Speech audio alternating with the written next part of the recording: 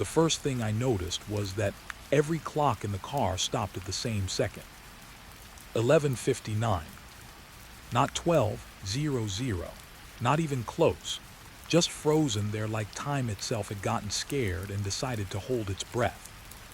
I tapped the dashboard screen. Nothing changed.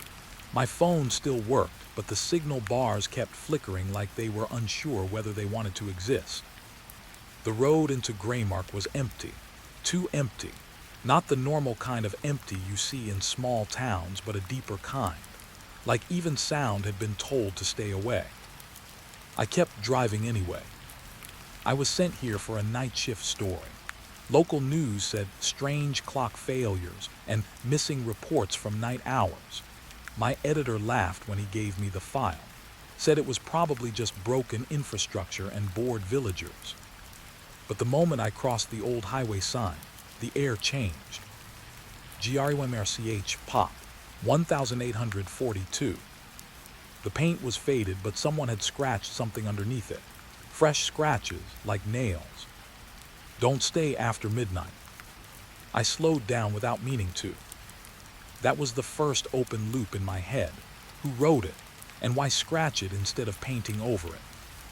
The town appeared slowly, like it didn't want to be seen all at once.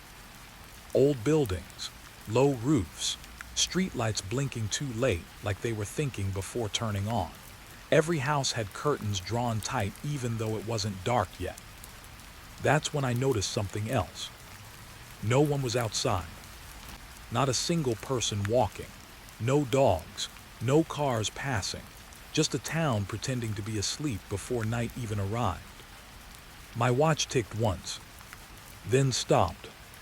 I swallowed and checked it again. Same time, 11:59. It felt like the town had one rule already. Nothing moves past a certain point. I parked outside a small inn. It was the only place with a light on. A weak yellow glow in the window like it was tired of shining. The sign read, GRUMRCH lodging. The O was missing from lodging. Someone had replaced it with a black circle drawn in marker. I didn't like that detail. I don't know why. It felt intentional, like a warning disguised as laziness. I stepped out of the car. The silence hit harder outside. No wind, no insects, not even distant traffic, just my own breath sounding too loud, too close. As I walked toward the inn, I noticed the street again. Every single shop had clocks in the windows. All of them stuck at 11:59. Different styles, old, new, digital, analog, but every one of them frozen at the same second. That was the second open loop. Why would an entire town agree on the same broken time? The inn door creaked before I touched it. Inside, it smelled like old wood and wet paper. A small reception desk sat under a flickering lamp. Behind it stood a man. He didn't look up right away.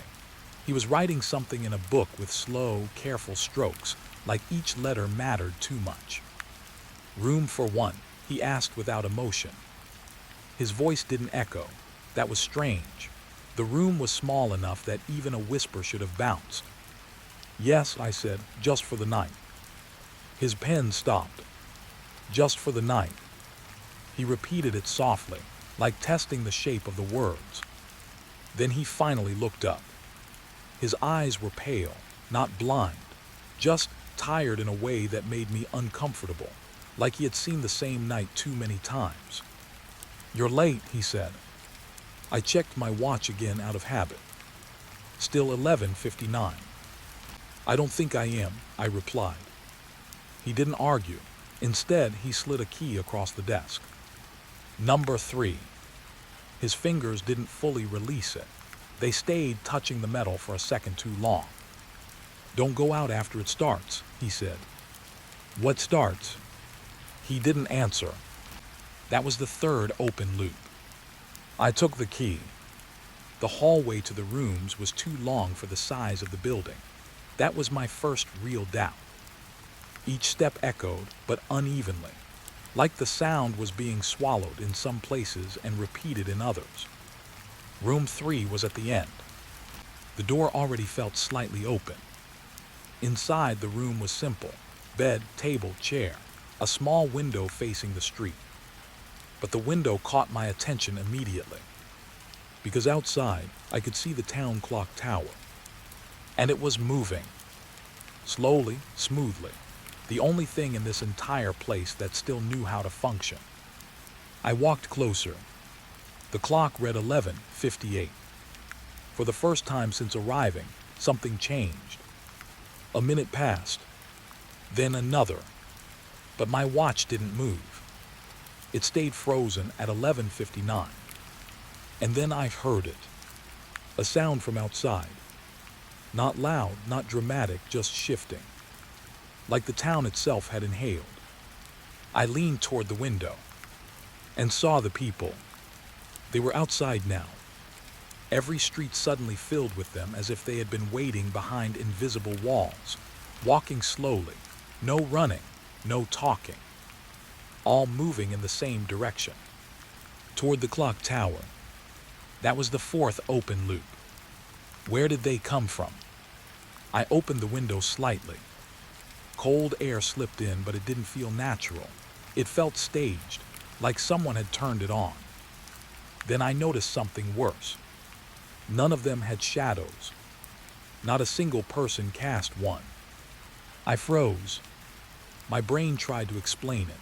Bad lighting, camera trick, something logical. But I had seen enough cities at night to know one thing. Even in bad light, shadows still exist. A woman walked directly under a street lamp.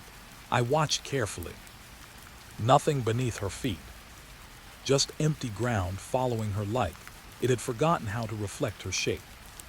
My throat tightened. One of the men below stopped walking.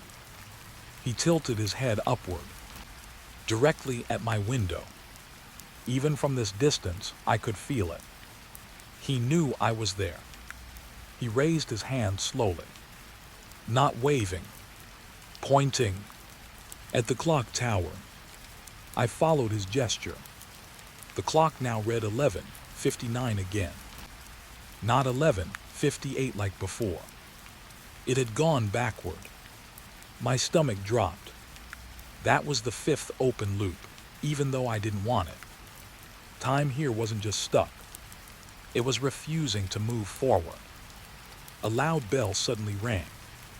One single strike. Not from the tower. From everywhere. The sound didn't echo through space. It echoed through my body. And then everything outside stopped moving. Every person froze mid-step, like someone had paused the town. I backed away from the window. My phone buzzed. No signal. Then it buzzed again. A message appeared. Unknown number. Don't look at them after midnight. I stared at the screen. My mouth went dry. Midnight. But it wasn't midnight yet. I checked my watch again. Still 11:59. But now it felt different. Heavier. Like the second itself was stretching. I looked up slowly. The man from the reception was standing in my room doorway. I hadn't heard him come in. He wasn't smiling. You opened the window, he said quietly. I just looked, I replied. His eyes moved to the street below. They saw you, he whispered. A long silence followed. Then I asked the only thing I could think of. What happens at midnight? He didn't answer. Instead, he reached into his pocket and pulled out a small broken clock. Its hands were spinning backward, then forward, then backward again. This town doesn't like questions, he said, especially from people who arrive on the wrong side of time. My skin prickled. I arrived at 11:59, I said. He shook his head slowly. No, he replied, you arrived after midnight. The room felt colder. I looked at my watch again. For the first time it flickered. 11:59, 00:00, 11:59. Like it couldn't decide what I was allowed to see. Outside, the frozen town began to move again. but slower this time, more deliberate, and every single head below turned toward the inn. All at once, even from the third floor, I could feel it. They weren't looking at the building. They were looking at me. And somewhere deep in the silence, the clock tower began to tick again. But it wasn't counting forward. It was counting backward. The first thing I saw was the drawer that shouldn't have existed. It was half open inside the police station records room, like someone had been using it recently. But the dust on everything else said no one had touched this place in months. A thin layer of gray covered the files, the desks, even the old fan hanging from the ceiling. It didn't move, not even a slow spin, like the air itself had forgotten how to circulate. I stepped inside anyway. My flashlight cut through the dark shelves, revealing names stacked like dead weight. Graymark incident logs. I wasn't supposed to be here this long. The innkeeper's warning kept looping in my head. Don't stay after it starts. But I didn't even know what it meant yet. That was the problem. Everything in this town spoke in half sentences. I pulled the drawer fully open. Inside were folders marked with red ink, not labels, warnings. Missing hour, REPORTS. The words didn't feel like information. They felt like an accusation. That was the first open loop in my mind. Missing hour of what? I took the top file out. It was heavier than it should have been, like paper shouldn't carry weight like that. The first page was a standard police form. Date, name, age, location. But the time of incident, field, was always the same. 11:59 to 12:59. Every single report. My throat tightened a little. 1 hour exactly. I flipped the page. Case 1, Harold Finch, night baker. Last seen, inside bakery oven area at 11:59 p.m. Found standing outside bakery at 12:59 a.m. Claims no memory. The words were simple, but my mind kept replaying them. 1 hour gone, just like that. I looked at the next file. Case 2, Rena Malik, school guard. Last seen, locking school gate. Found sitting inside guard room, crying silently. Time gap, 11:59 to 12:59. No explanation given. A chill ran through me that had nothing to do with the air. It wasn't just disappearances. It was returns. People didn't vanish forever. They came back.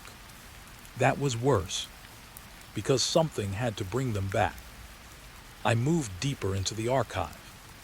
The flashlight flickered once, then steadied. I paused. That was the first visual interruption. Small, but enough to make my chest tighten. I checked behind me. Empty hallway. Just shelves and dust. Still, I felt like I wasn't alone in the room anymore. I opened another file. Case 7, unnamed truck driver. Last radio contact, 11:59 p.m. Recovered, sitting in vehicle, engine off, eyes open. Statement, I was still driving the whole time. No witnesses. No damage. No explanation. Just that same missing hour. I sat down without realizing it. The chair creaked too loudly. The sound echoed too long, like the room was repeating it just to remind me I was here. My mind tried to rationalize it. Mass hallucination, bad record keeping, corrupt files. But the consistency was wrong. Every case had the same structure. 11:59 and 12:59. Always exactly 1 hour. That was the second open loop. Why 1 hour? I flipped deeper into the stack. And then I saw something that made me stop breathing for a second. A map. Hand-drawn, Graymark layout. But the center of it wasn't the town square. It was the clock tower. And around it, circles were drawn in different colors. each circle labeled with dates, each one ending at 12:59, like the entire town had been measured in missing time. I leaned closer and noticed something else. The circles weren't just markings, they were repeating. Same pattern, same radius, same hour gap. Like something had been tested. Over and over. My flashlight flickered again. Longer this time. I exhaled slowly. Okay, I whispered to myself. This is not normal. My voice sounded too loud in the room. Too alive. As if the building didn't like hearing it. Then I saw the note. Taped to the last file. It was handwritten. Ink faded but still readable. Do not track what happens between 11:59 and 12:59. It wasn't signed, but underneath it, someone had scratched a second line. It keeps noticing when you notice it. That line made my skin go cold. That was the third open loop. What is it? And how does it notice? I stood up fast. The chair scraped back. The sound echoed again, but this time it echoed twice. Like someone answered it. I froze. Listened. Silence. Then a soft click from deeper inside the building. Not a door. More like a file being closed somewhere far away. I turned the flashlight toward the hallway. Nothing. But now the air felt heavier. Like pressure building behind my ears. I walked slowly toward the exit of the records room. And that's when I saw it. A small office light was on. Down the corridor. I hadn't turned it on. I was sure of that. I moved closer. Every step felt like it was being counted. The hallway stretched longer than I remembered. That was wrong. The building was not this big. I passed 3 doors. Then 4. Then suddenly, I was back at the same shelf I had just left. My stomach dropped. I turned around. The hallway behind me was gone. Just more shelves. Infinite. Repeating. That was the first real break in reality. My breathing got faster. I forced myself to stay calm. Think. Record rooms don't shift. Buildings don't loop. But Greymark did. The innkeeper's words came back. Don't go out after it starts. What if it wasn't midnight? What if it was this? The structure of time itself breaking. A faint radio crackle suddenly came from somewhere behind me. I spun around. A small police radio sat on a desk I swear wasn't there before. It was already on. A voice came through. Low, distorted. Unit 3, report status at 11:59. Static swallowed the rest. Then silence. Then again. Why are you still there at 12:00? My blood ran cold. The radio wasn't playing a recording. It was responding. I stepped back slowly. And then the clock on the wall, when I hadn't noticed before, moved. Not forward. Backward. 11:59. Then 11:58. Then back again. Like time was being erased instead of passing. My mind screamed for logic. But logic wasn't in the room anymore. Only repetition. Only return. I grabbed the file I was holding. And the moment my fingers touched it, every clock in the room snapped to 11:59 at once. All of them. Even the broken ones. A loud synchronized ticking filled the space. Too loud. Too unified. Like the room had become one machine. Then, silence. Complete. No echo. No breath. And in that silence I heard footsteps. Slow. Behind me. I didn't turn right away. Because I already knew something simple. No one else should have been in here. The footsteps stopped. Very close. A voice spoke behind me. Calm, tired, almost familiar. You read them. I turned slowly. A police officer stood there. Uniform faded. Badge scratched so badly I couldn't read the name. His eyes didn't blink. They all do, he said softly, the moment they arrive. My mouth went dry. Do what? I asked. He looked at the files in my hand. Noticed the missing hour. A long pause. Then he added something worse. And then they become part of it. That was the fourth open loop. What does becoming part of it mean? I took a step back. The officer didn't move. Instead, he slowly raised a folder from his side. My breath stopped. My name was written on it. Fresh ink. Still wet. I hadn't given my name to anyone in Greymark. But it was there. And under it, time of incident, 11:59 to 12:59. The room felt like it tilted slightly. Just enough to remind me nothing here was stable. The officer sighed, almost like he was tired of repeating the same sentence for years. You shouldn't have looked this early, he said. Early, I repeated. He nodded once. Most people don't remember the hour until after it takes them. A cold wave hit my chest. I haven't lost anything, I said quickly. He stared at me for a long moment, then spoke quietly. You already did. You just haven't reached 12:59 yet. The words landed wrong, like they were already true somewhere else. A sharp sound echoed from the hallway behind him. A clock striking. Once, then again, but out of sync. The officer stepped closer, and in that moment, I noticed something under his sleeve. A faint black mark circling his wrist, like a time stamp, like a loop that never ended.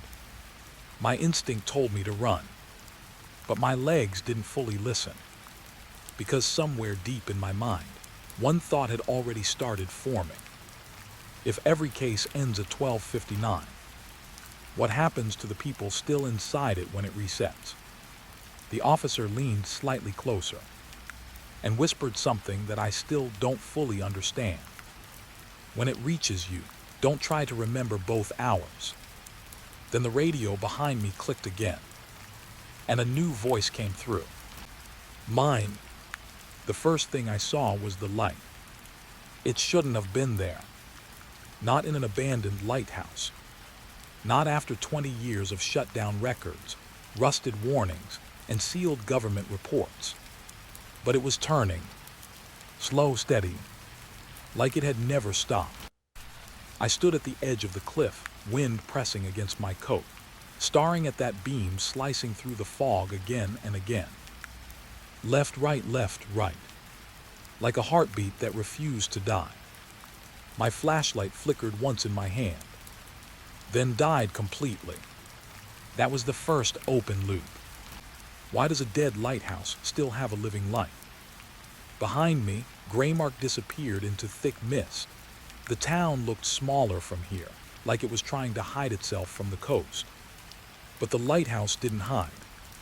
It demanded attention. I checked my watch. Still broken. Still stuck somewhere between 11:59 and nothing. Ever since the police station, time had stopped behaving normally. But this was different. This felt intentional. Like something was watching how I reacted. I started walking down the narrow stone path. Each step echoed too sharply for an empty cliffside. No birds. No waves crashing normally. Just a low, distant hum coming from the lighthouse.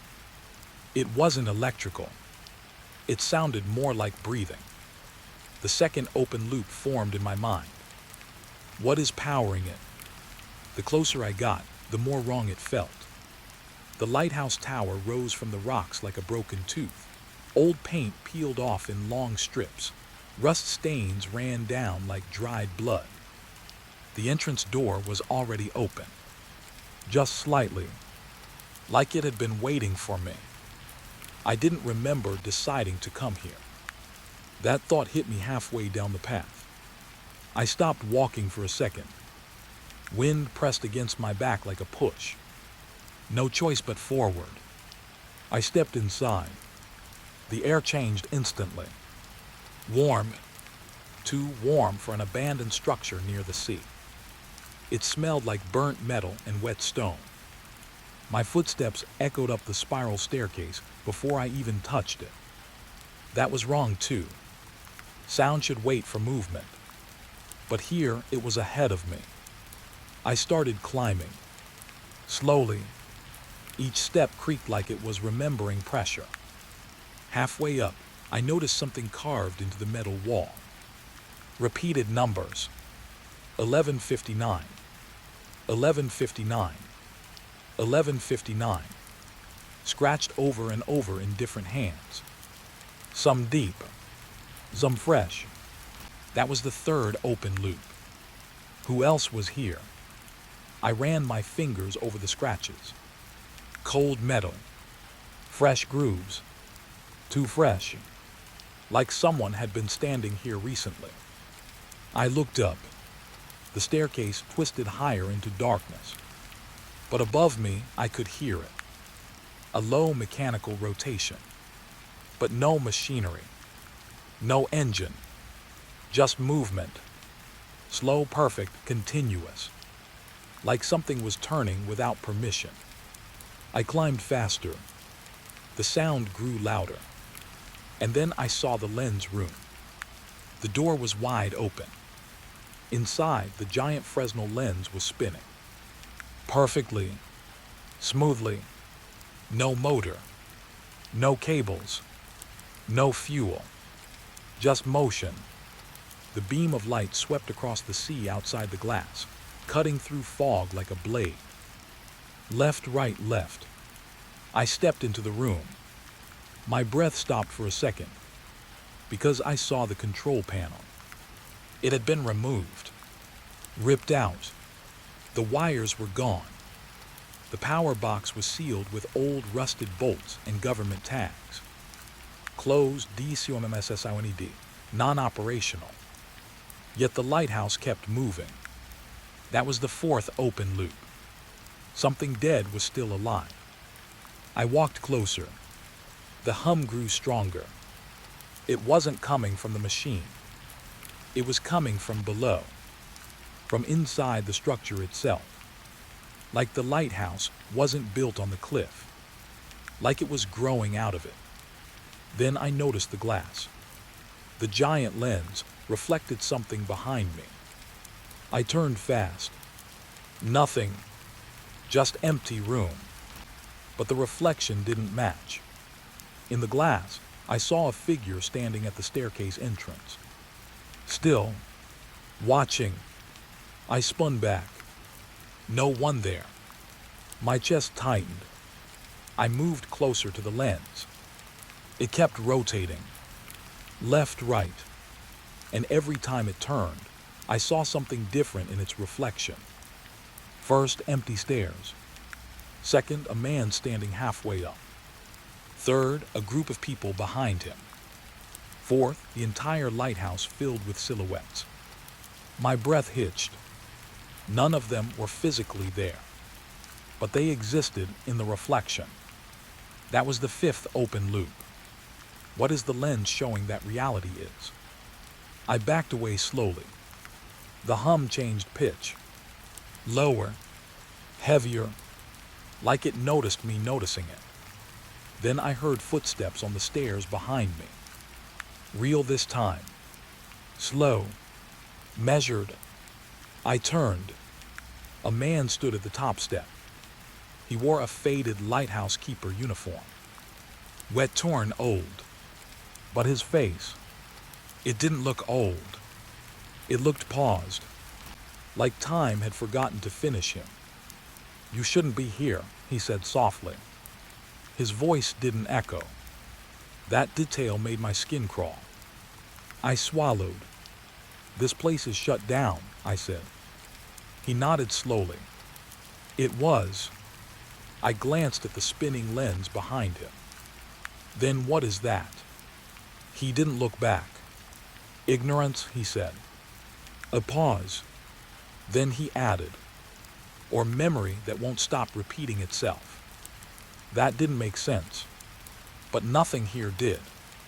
I took a step forward. Where is the power coming from? He finally looked at me. And for the first time, I noticed something strange in his eyes. They didn't reflect the light. Not at all. Like light refused to enter them. The town thinks it stopped working, he said quietly. But it didn't stop. It just changed what it feeds on. My stomach tightened. Feeds on what? He didn't answer immediately. Instead, he walked toward the lens and placed his hand near it. Not touching, just close enough. The light hit his fingers, and I watched something impossible. His shadow didn't move with him. It stayed behind, still, stuck, like it had given up following. My breath caught. That was not normal. Shadows don't break rules. But here they did. The lighthouse doesn't need fuel, he said. It uses time. That was the 6th open loop. Time again. Always time. I shook my head. That's not possible. He smiled faintly. A tired, broken smile. Nothing in Greymark is supposed to be possible, he replied. The lens rotated again. And suddenly, the beam hit me directly. White light filled my vision for a second. Too bright. Too cold. And in that light, I saw something. A street. Greymark Street. But wrong. Empty buildings. No people. No movement.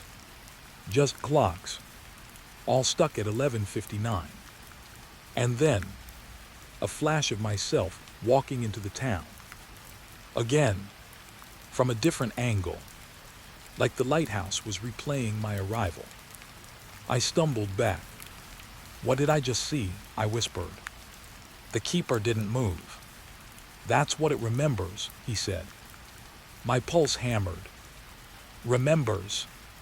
He nodded toward the spinning lens. It records every hour it steals. That hit me hard. Steals. Not loses. Not pauses. Steals. I stepped back further. The hum increased again. The entire lighthouse vibrated slightly. Like it agreed with him. Like it was alive enough to respond. Then the keeper said something quieter. Something worse. You are already in it. I froze. What does that mean? He finally turned fully toward me. And this time his expression changed. Not fear. Not anger. Something closer to pity. You didn't come here after Greymark started, he said. You came here after it already ended once. My mind went blank for a second. That didn't make sense. But something deep inside me resisted arguing. Like part of me already knew. The lens suddenly slowed. Just slightly. For the first time since I entered. Left pause right. The keeper stepped closer. And every time it resets, he said softly, it picks someone new to carry the missing hour. My throat went dry. I backed toward the exit. But the door behind me wasn't there anymore. Just wall. Solid stone. Fresh stone. Like it had always been that way. My breathing sped up. No, I whispered, I just got here. The keeper shook his head. The lighthouse hummed louder. And then he said the final thing that made my blood go cold.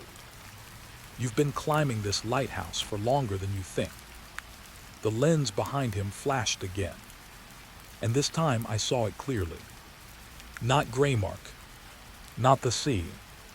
But myself. standing in the lighthouse, watching myself arrive. Again, and again, and again. The loop had already started before I understood it. The keeper stepped back into the spinning light, and his voice faded into it. If you reach the top, don't look at the clock it shows you. The light intensified. Everything shook, and for a split second, I saw the top of the lighthouse. There was a clock there, and it was not stuck at 11:59. It was counting something else entirely. Backward. The recording started before I even pressed play. A soft click, then breathing, then silence so deep it felt like the tape was waiting for me to decide whether I deserved to hear it. I stared at the old recorder on the desk. Police property. Graymark archive tag still attached. Dust on the buttons like it had been ignored for years, maybe on purpose. Then the voice came. Mine. Interview logged, subject unknown witness, start time, 11:59. I froze. That was the first open loop. Why was my voice already on this tape? I hadn't recorded this, but the room around me, the same police archive I had been in for hours, felt like it had already accepted that I did. The recorder kept playing. A chair scraped in the background. Then another voice answered. Old, dry, calm in a way that didn't feel natural. You're late again, the man said. A pause. Then softer. Or maybe I am early. I leaned closer to the speaker. The interview room on the tape sounded almost identical to the one I was sitting in. Same echo, same distant ticking clock, same low hum in the walls. But I knew something was wrong, because I was alone. I checked behind me anyway. Empty room. Just shelves, files, dust. But the tape continued. Name, my recorded voice asked. The old man laughed once. Not humor. More like exhaustion. Names don't matter in Graymark, he said. Not after the hour takes you. My throat tightened slightly. The hour again. Always the hour. That was the second open loop. What is the hour actually doing to people? The recorder clicked. A new sound came in. Footsteps. Slow, heavy, like someone walking on wet stone. Then my voice again. Tell me what you saw. Silence. Long enough that I started to wonder if the tape had ended. Then the old man spoke. I saw them, he said quietly. A pause, and I saw myself forgetting them. The air in the room felt colder after that line. I leaned closer. The tape hissed. The old man continued. It happens around 11:59. He said, every day, same moment, same pressure in the air. A chair creaked on the recording. I was a night guard at the old rail station, he said. Graymark Central. Nothing ever came after midnight. Nothing real anyway. That detail made something in my chest tight. Rail station. Same town, same time anomaly. Too consistent to be coincidence. Then his voice dropped lower. But the tracks, he said slowly, the tracks didn't stay empty. A long pause. Then my recorded voice asked, what did you see on the tracks? The old man didn't answer immediately. Instead, the tape picked up a sound. Wind. But wrong. Like wind moving through closed space. Then, voices. Not one, many. Whispers layered over each other like they were trying to speak at the same time, but couldn't agree on language. I felt my fingers tight around the recorder. The old man finally spoke again. People, he said. Another pause. Then correction. Things that looked like people. That was the third open loop. What did he mean by looked like? The tape crackled. His breathing changed. Faster now. Like memory, was becoming uncomfortable. They walked through the station at 11:59, he said. Every night, always the same direction. My recorded voice interrupted. Were they passengers? A short laugh. No, he said. Then silence. When he spoke again, his voice was different. Smaller, like he was admitting something he never wanted to say out loud. They had no shadows, he whispered. The room around me shifted slightly. Not physically, but perceptually, like the word shadow had changed the way the air behaved. I stood up without thinking. The chair behind me scraped. Too loud. I paused, listened. Nothing outside the room. Only the tape. But now the old man's voice was shaking. I thought it was a trick of the light, he said. Then I moved closer. A long pause. Then, they didn't react to me. That hit harder than it should have. I sat back down slowly. The recorder hissed. My recorded voice continued the interview. What happened when you got closer? The old man didn't answer immediately. Instead, I heard movement on the tape. Footsteps again, but faster this time. Panic hidden under control. I called out, he said. I shouted at them, nothing. His voice cracked slightly. Then I realized something worse. The tape paused. Static built up. My heart slowed without permission, like my body was preparing for impact. Then he said it. They weren't ignoring me. A pause. They were passing through me. The static cut sharply. I felt my stomach drop. That was the fourth open loop. Passing through. What does that even mean? The tape suddenly shifted tone, like the memory itself was trying to escape what it contained. The old man continued. I raised my hand, he said. One of them walked straight through it. My recorded voice asked something softer now. Did you feel it? The old man was quiet for a long time. Then, cold, he whispered, like my body forgot I was part of it. The tape hissed again, and for a second, I thought I heard something else under his voice. Another voice, whispering the same words slightly out of sync. I leaned closer. The recording got louder. I ran after them, the old man said. I shouldn't have, but I did. Footsteps again. Fast now, echoing through what sounded like a large empty station hall. Metal beams, distant announcements, broken speakers. Then suddenly, silence. My recorded voice on the tape spoke again. Did you catch them? The old man answered immediately. No. Then softer. They stopped when I reached 11:59. A pause. That's when I saw the station properly. My pulse slowed. Not because I was calm, but because something in me recognized that line. Saw it properly. The tape clicked. A new sound entered. Louder this time. Like a crowd. But wrong. Too synchronized. Too steady. The old man's breathing turned shallow. I saw the platform full, he said, but I hadn't seen them before. My recorded voice asked, what changed? He answered immediately. The hour arrived. That was the fifth open loop. What happens when the hour arrives? The tape suddenly distorted, like someone had pressed something too hard inside the machine. Then his voice returned, but slower now. Heavier. They stood in rows, he said, all facing the same direction, not moving, not blinking. A pause. Then, and they were waiting. My recorded voice asked quietly, for what?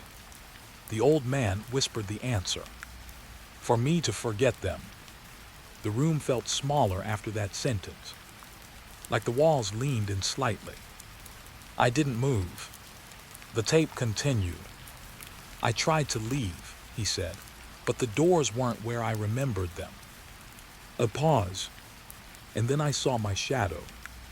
That made me freeze, because I didn't remember him mentioning shadows for himself before. I leaned closer to the recorder. The old man's voice broke slightly. It wasn't following me, he said. It was standing ahead of me. Silence. Then the worst part. It turned around, he whispered, and looked at me like it didn't recognize its own body anymore. The tape hissed violently. My recorded voice suddenly changed tone. Lower. More serious. Did it speak? I asked. The old man hesitated. Then, it said my name, he whispered. My breath stopped. That was the sixth open loop. Can a shadow speak? The tape crackled harder now, like it was nearing something it shouldn't. The old man's voice became urgent. I remember everything up to that moment, he said quickly. Then the hour hit again. My recorded voice interrupted. What happened after 12:59? A long pause. Too long. Then the old man said something that made my skin go cold. There is no after, he whispered, only return. The tape suddenly jumped. Static filled the room. Then silence. Then a different voice. Mine again, but not the one asking questions. A recorded version of me speaking alone. Interview ended at 12:59, it said. I stood up fast. The chair fell back. My breathing quickened. I wasn't sure if I was in the room or inside the recording anymore. The tape continued anyway. Footsteps in the background.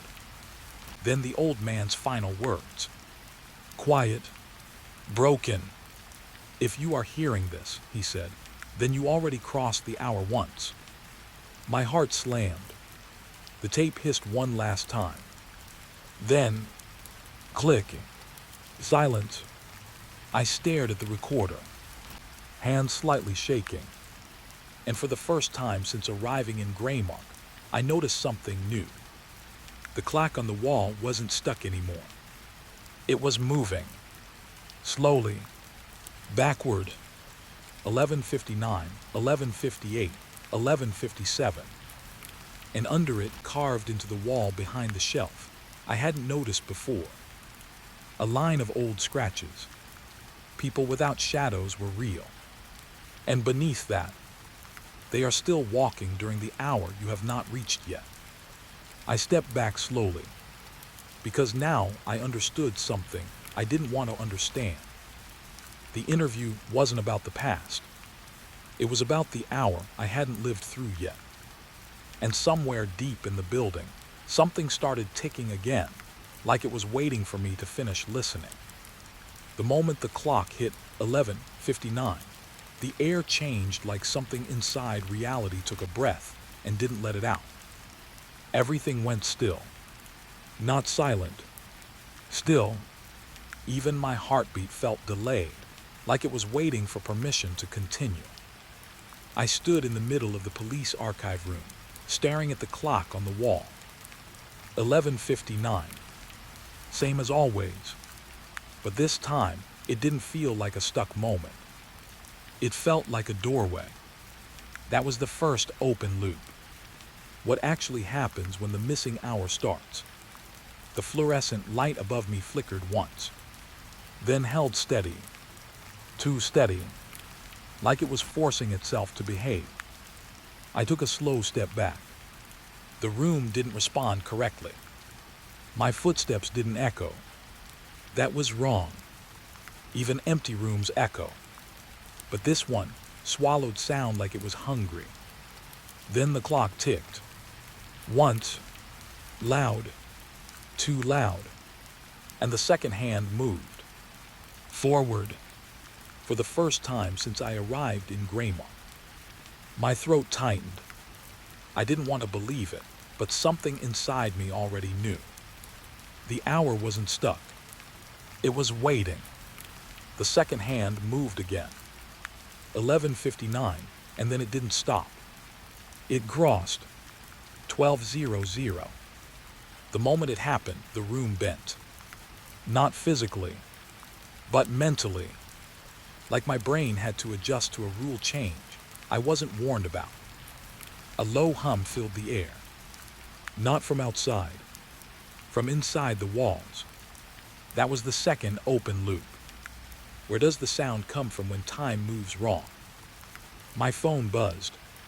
No signal, but the screen lit up anyway. A message appeared. No notificaciones. Just those words. Then it disappeared. I swallowed hard. And that's when the lights went out. Complete darkness. But not empty darkness. This darkness had texture. It felt layered, like something was standing between me and what I was supposed to see. Then, footsteps. Behind me. Slow. Measured. I turned fast. Nothing there. But the footsteps didn't stop. They just moved closer. That was the third open loop. Who is walking when no one is there? I backed toward the door. It wasn't where it should have been. The wall was solid. Flat. No exit. My chest tightened. This wasn't the archive anymore. Or if it was, it wasn't obeying its own shape. Then I saw it. The file cabinet in the corner was open again. The same one from before. But now it was glowing faintly from inside. Like something was breathing light through paper. I moved closer slowly. Every step felt heavier. Like gravity was remembering me differently. Inside the drawer was a folder, thicker than before. New, wet ink on the label. My name. My fingers hesitated. Then I opened it. The first page was blank, but I could hear something. Paper turning. Somewhere very close. Even though I wasn't touching anything. That was the fourth open loop. Who is reading a file that doesn't exist yet. A whisper came from behind me. Soft. Almost familiar. You're doing it again. I froze. That voice. It sounded like me. But older. Tired in a way I couldn't explain. I turned slowly. Nothing there. But the whisper stayed. You always look for the hour. My breath got shallow. The room started shifting. Subtle at first. The shelves weren't where they were supposed to be anymore. The walls stretched slightly longer. Like the building was correcting itself in real time. Then the clock appeared again. But now it was on the floor. Lying flat. Like it had fallen from reality. It read 12:01. And it was still moving. Backward. I stepped away. My heel hit something soft. I looked down. A shadow. But not mine. It was stretched behind me like it was trying to leave my body. Then it moved. Independently. That was the fifth open loop. Can a shadow remember before its owner? The shadow lifted slightly. Like it was standing up. My body didn't follow it. It stayed behind. Frozen for half a second. Then, the shadow turned its head. Not me. It. And looked directly at me. A pressure built in my ears. Like the room was trying to compress my thoughts. Then everything snapped. I was no longer in the archive. I was outside, standing on the main road of Greymark. But it wasn't night. It wasn't day either. The sky was a dull gray loop. No sun movement. No wind. Just the feeling of something stuck mid-thought. The entire town stretched in front of me. Empty streets. Flickering lights. And clocks. every single one showing 12:00, all of them ticking backward. I stepped forward. No echo. Again. But now I understood why. There was no space for sound here. Only repetition. A soft voice came from somewhere behind a building. First time. I turned fast. A man stood there. Not police. Not civilian. Something in between. His clothes looked worn like they had been reused across different days. He looked at me like he already knew what I was feeling. You crossed it, he said. My throat tightened. Crossed what? He pointed at the sky. The hour that never closes. That was the 6th open loop. What does it mean for an hour to stay open? I shook my head slightly. This isn't possible. He gave a tired smile. They all say that the first time.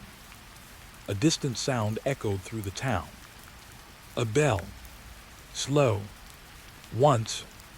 Then silence again. The man's expression changed slightly. Listen carefully, he said. When it starts again, don't try to leave. Why? I asked. He looked at me for a long moment. Then said, because Greymark doesn't let people out during the missing hour. My chest tightened. That's not what I saw in the records, I said. People return. He nodded slowly. Yes. A pause. And that's the problem. The windless air felt heavier. I looked around again. Empty streets. Frozen lights. No movement anywhere. Except a group of people in the distance. Walking. Slow. All in the same direction. Toward the clock tower. My stomach dropped. They had no shadows. Again. But now I knew I wasn't imagining it. Because I didn't have one either. The realization hit harder than fear. It felt like identity cracking. The man beside me spoke quietly. During the open hour, he said, everything that belongs to time gets separated. I looked at him. And what happens to the separated parts? He didn't answer immediately. Instead, he stepped closer and lowered his voice. They become the ones who keep walking it. A chill ran through me. That was the 7th open loop. Who are the ones who keep walking it? I took a step back instinctively. The street behind me was no longer straight. It curved slightly, like reality forgot geometry. The man raised his hand. Don't look at the tower yet, he warned. But I already was. Far down the street, the clock tower stood, and it was spinning. Not the hands, the entire structure. Slow rotation, perfect rhythm, left, right, left. Like the lighthouse again. Like the town itself had learned the same movement. My breathing got uneven. The man spoke again. You're not trapped here by space, he said. You're trapped by repetition. The word hit differently. Repetition. Like the world didn't move forward. It only replayed differently each time. A sudden sound cut through everything. Footsteps. Closer now. Not random. Organized. The walking figures were approaching. And now I could see them clearly. Some were police. Some civilians. Some I recognized from files I had read. All moving without expression. All without shadows. One of them turned its head slightly toward me. And I felt something cold pass through my chest. Recognition. Not mine. Theirs. The man beside me stepped back slowly. They notice you now, he said quietly. My throat went dry. Notice what? He didn't answer. Instead, he pointed at my wrist. I looked down. There was a mark. A faint black line. Like ink under skin. clock-shaped. I didn't remember it being there before. My pulse spiked. "No," I whispered, "that's not mine." The man nodded once. "It is now." A distant bell rang again. Twice this time. The sky flickered. Just for a second. And in that flicker, I saw something behind the town. Another layer. Another gray mark. Stacked beneath this one. All frozen at 11:59. All watching. My breathing stopped for half a second. Because I understood something I didn't want to understand. This wasn't one town. It was a loop of towns. And I had just become part of the rotation. The walking figures stopped. All at once. Perfect synchronization. Then slowly turned toward me. Every single one. The man beside me whispered the final warning. "Don't run during the open hour," he said, "because it learns your direction." My heart pounded. The tower behind them kept spinning. And for the first time, I realized the missing hour wasn't missing at all. It was full, and I was inside it.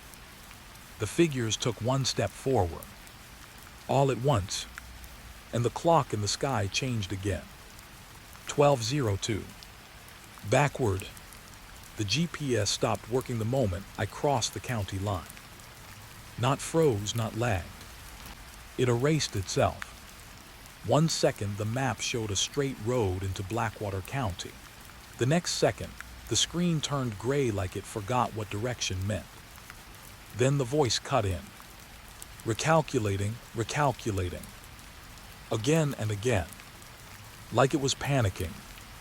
That was the first open loop. Why does a map panic? I slowed the car anyway. The road ahead looked normal. Too normal. Flat asphalt, dry fields on both sides, a broken fence leaning into nothing. But something felt off in the way distance behaved. Like the road wasn't getting closer as I drove. Just repeating. I checked the dashboard clock. 11:59. That number again. It felt like it had been following me since Greymark. I pressed the accelerator slightly. Nothing changed. Same trees, same fence, same bend in the road. Like I wasn't moving forward. Like I was being shown movement instead of actually doing it. That was the second open loop. Am I driving or just repeating a road? My phone buzzed. No signal, but it still showed the time. 11:59. Then it flickered, changed to 12:00, and instantly back. My grip tightened on the steering wheel. A sign appeared ahead. BLACKWATER County, Pop, unknown. The paint was fresh. Too fresh. Like someone had just repainted it moments ago. But the metal was rusted underneath like it had been there for decades. I slowed down completely. The moment I crossed under the sign, the air changed. Not temperature. Weight. Like something heavier had settled inside the world. The car engine made a strange sound. Not braking. Forgetting. I tapped the dashboard. The radio turned on by itself. Static. Then a voice. Don't arrive late. I slammed it off instantly. Silence returned, but it didn't feel like safety. It felt like observation. That was the third open loop. Who was speaking through the radio? The road curved slightly. I followed it, but something strange happened. The curve didn't end where it should have. It extended, like the road was being stretched ahead of me, just enough to never reach completion. I drove for maybe 10 minutes, maybe an hour. It was hard to tell, because the sun didn't move. It just held itself in place like it was unsure whether to rise or fall. Then I saw it. A truck stop. Old, rusted, half-lit. but the sign above it flickered.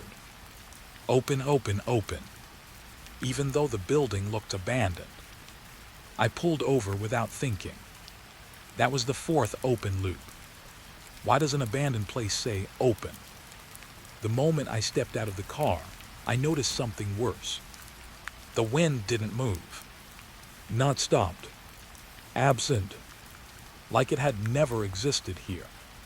The truck stop doors creaked slightly before I touched them. I froze, then pushed anyway. Inside smelled like old coffee and wet metal. But there was something else. A faint sound. Clocks ticking. Too many clocks. I stepped forward slowly. The lights were on but dim, flickering in patterns that didn't feel random. Like they were responding to something. Rows of vending machines stood against the wall, all unplugged, but humming. That made my stomach tighten. That was the fifth open loop. How do machines hum without power? I walked toward the counter. Empty. No cashier. No customers. Just a notebook lying open on the counter. I leaned in. The page had one line written over and over. 11:59, 12:59, 11:59, 12:59. Like someone was trying to remember something they kept forgetting. Then I noticed the pen still moving slightly, as if it had just been put down, or just picked up. I stepped back. A chair scraped behind me. I turned fast. Nothing, but the sound didn't stop. It moved around the room, like someone walking without weight. That was the sixth open loop. Who is moving inside a space with no one? I backed toward the exit, but the door didn't lead outside anymore. It led into another hallway, longer than the building should allow. I stared at it. My mind refused to accept it. I turned around. The counter was gone. Just vending machines now. Closer. Too close. Like the room had shrunk around me. My breathing got faster. I stepped into the hallway. The moment I did, the lights shifted. Everything turned slightly darker, then brighter, then darker again. Like the place couldn't decide what reality it wanted. Footsteps echoed ahead of me. Slow, deliberate.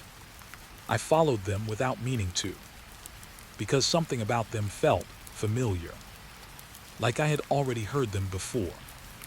The hallway ended in a glass door. Behind it was a room, a control room, filled with monitors, all showing the same image. The road I had just driven on, but from different angles, different times, different positions. I stepped closer. My reflection appeared in one of the screens, but it wasn't matching my movement. That was the seventh open loop. Why does my reflection lag behind? Then I saw it. On one monitor, I was still driving. On another, I was standing outside the truck stop. On another, I was already inside the control room. All at the same time. My stomach dropped. The screens weren't recording. They were replaying different versions of me. A voice came from behind. Calm. Old. Tired. You're early. I turned slowly. A man stood there. Middle-aged, pale skin, dark uniform with no badge. He didn't look surprised to see me. Just resigned. Like I was expected. You shouldn't be able to reach here yet, he said. My throat felt dry. Where is here? I asked. He looked at the screens. This is where the road corrects mistakes, he said. That didn't make sense. Or it made too much sense in a way I didn't want. I stepped closer. Why does my GPS not work? I asked. He smiled faintly. Because it refuses to show places that don't agree with time. That hit differently. I pointed at the screens. What is happening to me? He didn't answer immediately. Instead, he turned one of the monitors, and I saw something that made my chest tight. A timestamp. My car stopped on the road. Clock inside frozen at 11:59. But the location label said something impossible. Arrival 12:59 pending. My mind refused to process it. That's not real, I whispered. The man nodded slowly. It is, he said. You just haven't reached it yet. That was the 8th open loop. How can something be recorded before it happens? A loud hum filled the room. All the monitors flickered at once, then shifted. Now they showed the truck stop outside, but no longer empty. People were arriving, walking in, entering, sitting, talking, but silently, like sound had been removed. I stepped back. This place is looping, I said. He shook his head. No, he replied, then pointed at me. You are. My heart stopped for a second. The screens behind him changed again, now showing the road. My car, driving, but the driver wasn't fully visible, like something was slowly erasing me frame by frame. I turned away fast. The hallway behind me was gone. Just glass now, all around. Screens, showing every version of me, every possible direction, every moment repeating slightly off. The man spoke again. Blackwater doesn't trap people, he said. It delays them. Delays them from what? I asked. He looked at me directly. From leaving correctly. That was the 9th open loop. What does correct leaving mean? The lights flickered harder. The control room shook slightly. Not physically, but like time itself had started vibrating. The man stepped closer, lowered his voice. When you entered the county, he said, you didn't arrive in real time. My breath slowed. You arrived in a version that hasn't finished yet. Silence, heavy silence. Then he added something worse. And every time you try to leave, it resets you closer to the correct hour. My skin went cold. The screens all shifted again, now showing only one thing. My car stopped on the road, doors open, but empty.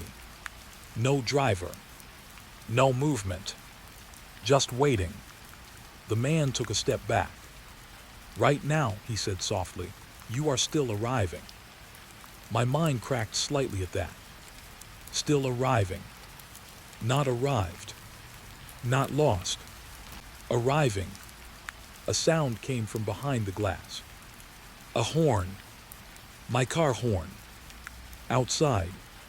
In the empty road. I turned sharply, and through the screens I saw it. The truck stopped, but now I was inside it again. Standing at the counter, writing in the notebook. 11:59, 12:59, 11:59, 12:59.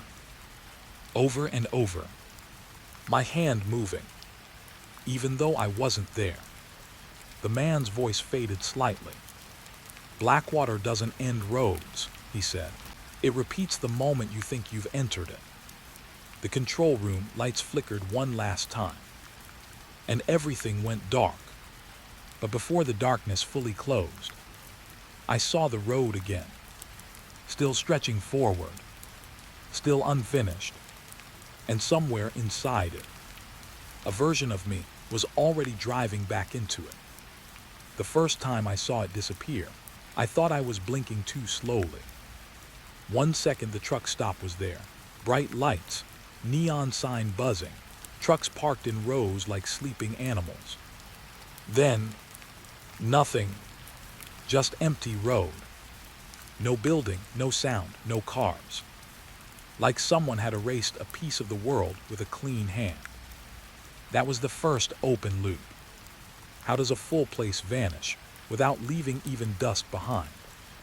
I slammed the brakes. The tires screeched, but even that sound felt delayed, like it arrived late to reality. I stared at the spot. My heart was beating too loud in the silence. Then slowly, the truck stop came back.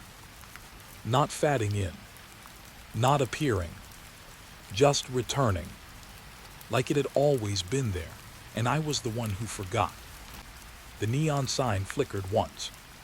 Open 24 hours. My hands tightened on the wheel. I knew I had seen it disappear.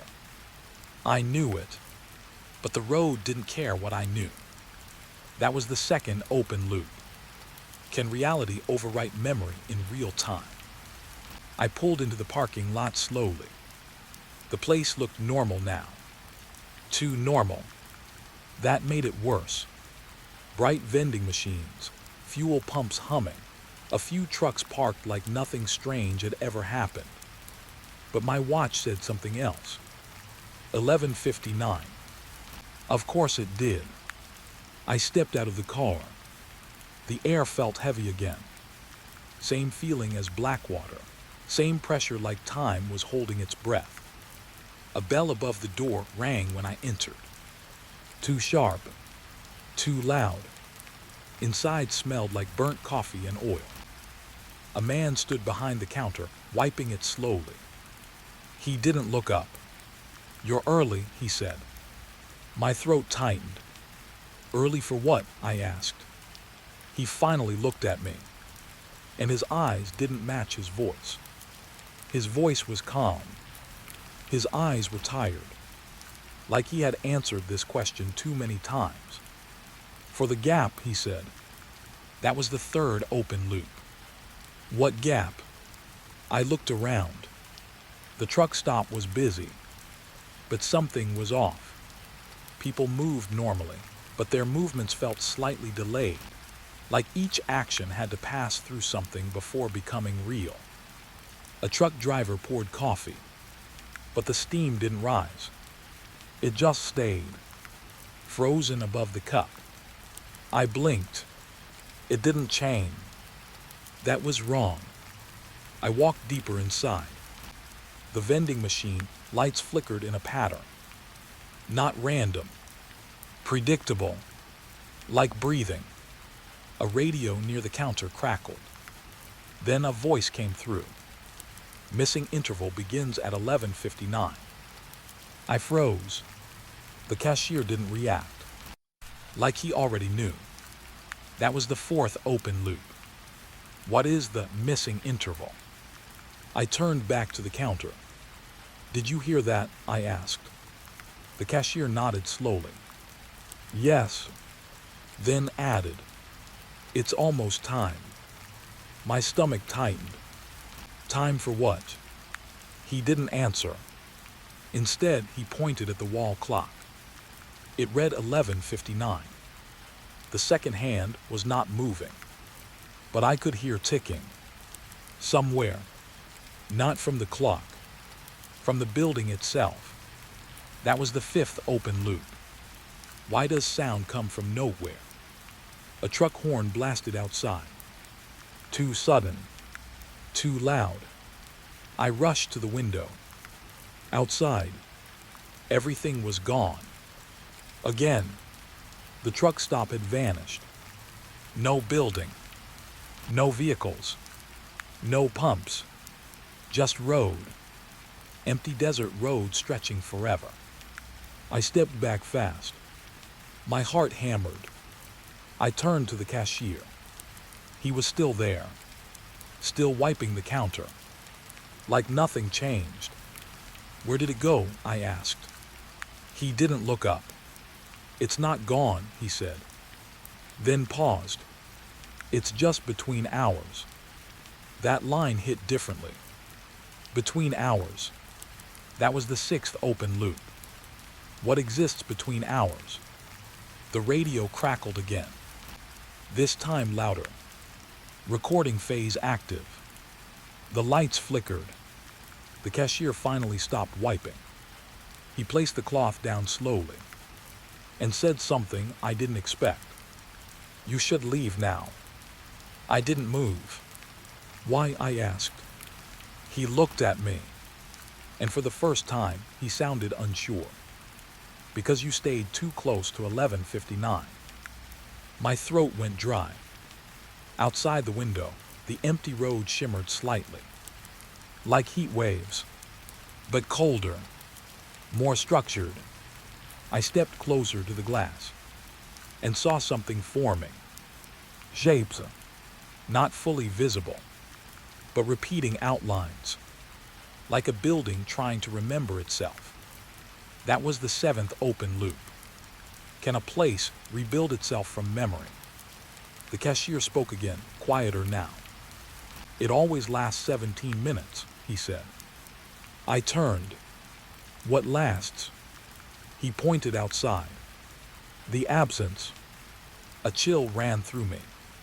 17 minutes. Not random. Not chaos. A timer. I checked my watch again. Still 11:59. But now the second hand moved. Backward.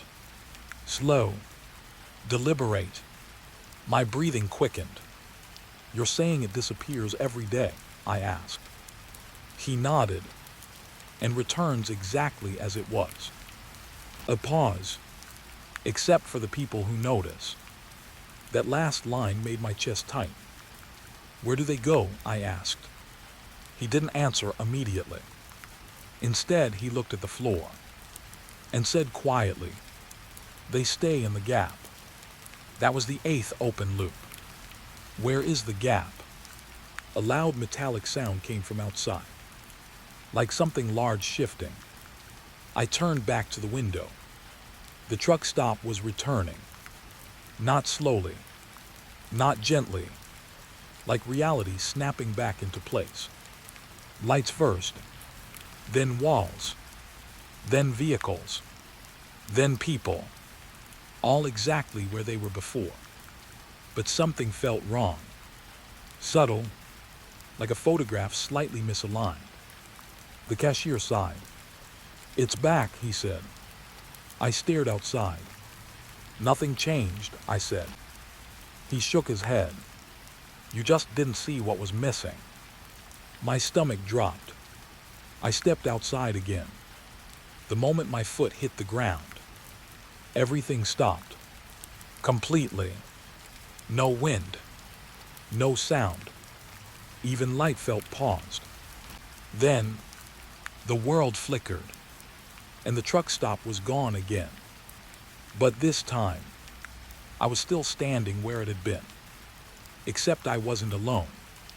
People were here now, but not moving. Frozen mid-action. A driver holding a coffee cup. A couple arguing silently. A child looking towards something I couldn't see. All paused, like time had pressed pause on them. My heart raced. "Hello," I whispered. No response. I took a step forward. Nothing reacted. That was the 9th open loop. If they are frozen, what is still moving? Then I heard footsteps. Behind me. Slow. Deliberate. I turned. The cashier stood there. But different. Older. Worn down. Like he had lived through this too many times. "You're inside it now," he said quietly. My voice shook. "Inside what?" He looked at the frozen people. The interval. That word again. Interval. Between what? Before I could ask, the sky flickered. Once, twice, then everything shifted. The truck stop returned again. But now I was inside the timeline, not outside it. People moved normally again, but no one reacted to me, like I wasn't part of their layer anymore. The cashier leaned closer. "Listen carefully," he said. His voice was lower now, more urgent. "When it disappears, It doesn't remove the place. It removes you. That hit like a punch. My breath stopped. Then what am I seeing? I asked. He pointed at the road outside. And I saw it. My car, still parked, but empty. Doors open. Engine running. But no driver. I looked down at my hands. They were slightly transparent. That was the 10th open loop. Am I already in the missing interval? A loud hum filled the air. The truck stopped, lights flickered violently. The cashier stepped back. It's starting again, he said. 17 minutes. My mind spun. 17 minutes of what? He didn't answer, because the world outside had already begun to dissolve. Slowly, like ink in water. People faded first, then walls, then sound. The cashier looked at me one last time and said something I won't forget. If you stay until it ends, you become part of what returns. And then, everything disappeared. Again, but this time, I didn't come back right away. The first voice came through the radio saying my name. Not once, 3 times. Slow, broken, like it was learning how to say it from memory. I froze in the patrol car, hands still on the ignition, listening to static swallow everything else. Then silence. Then my name again. That was the first open loop. Why would a dead channel know me? I checked the dashboard clock. 11:59. Of course. Same time again. Same pressure in the air, like the world was holding its breath just to see what I would do. I reached for the radio mic. Dispatch, this is Deputy Hale. Radio check. Only static answered. But it wasn't random static. It had rhythm, like breathing. Then a voice came through. Not dispatch. Not anyone I recognized. Just a man speaking like he had been waiting inside the frequency. Hale, why are you still recording at 12:00? My throat tightened. I didn't respond. Instead, I pressed the record button on my body cam. That was the second open loop. Why does the radio know the time better than the clock? The patrol car sat alone on the edge of Blackwater County Road 7.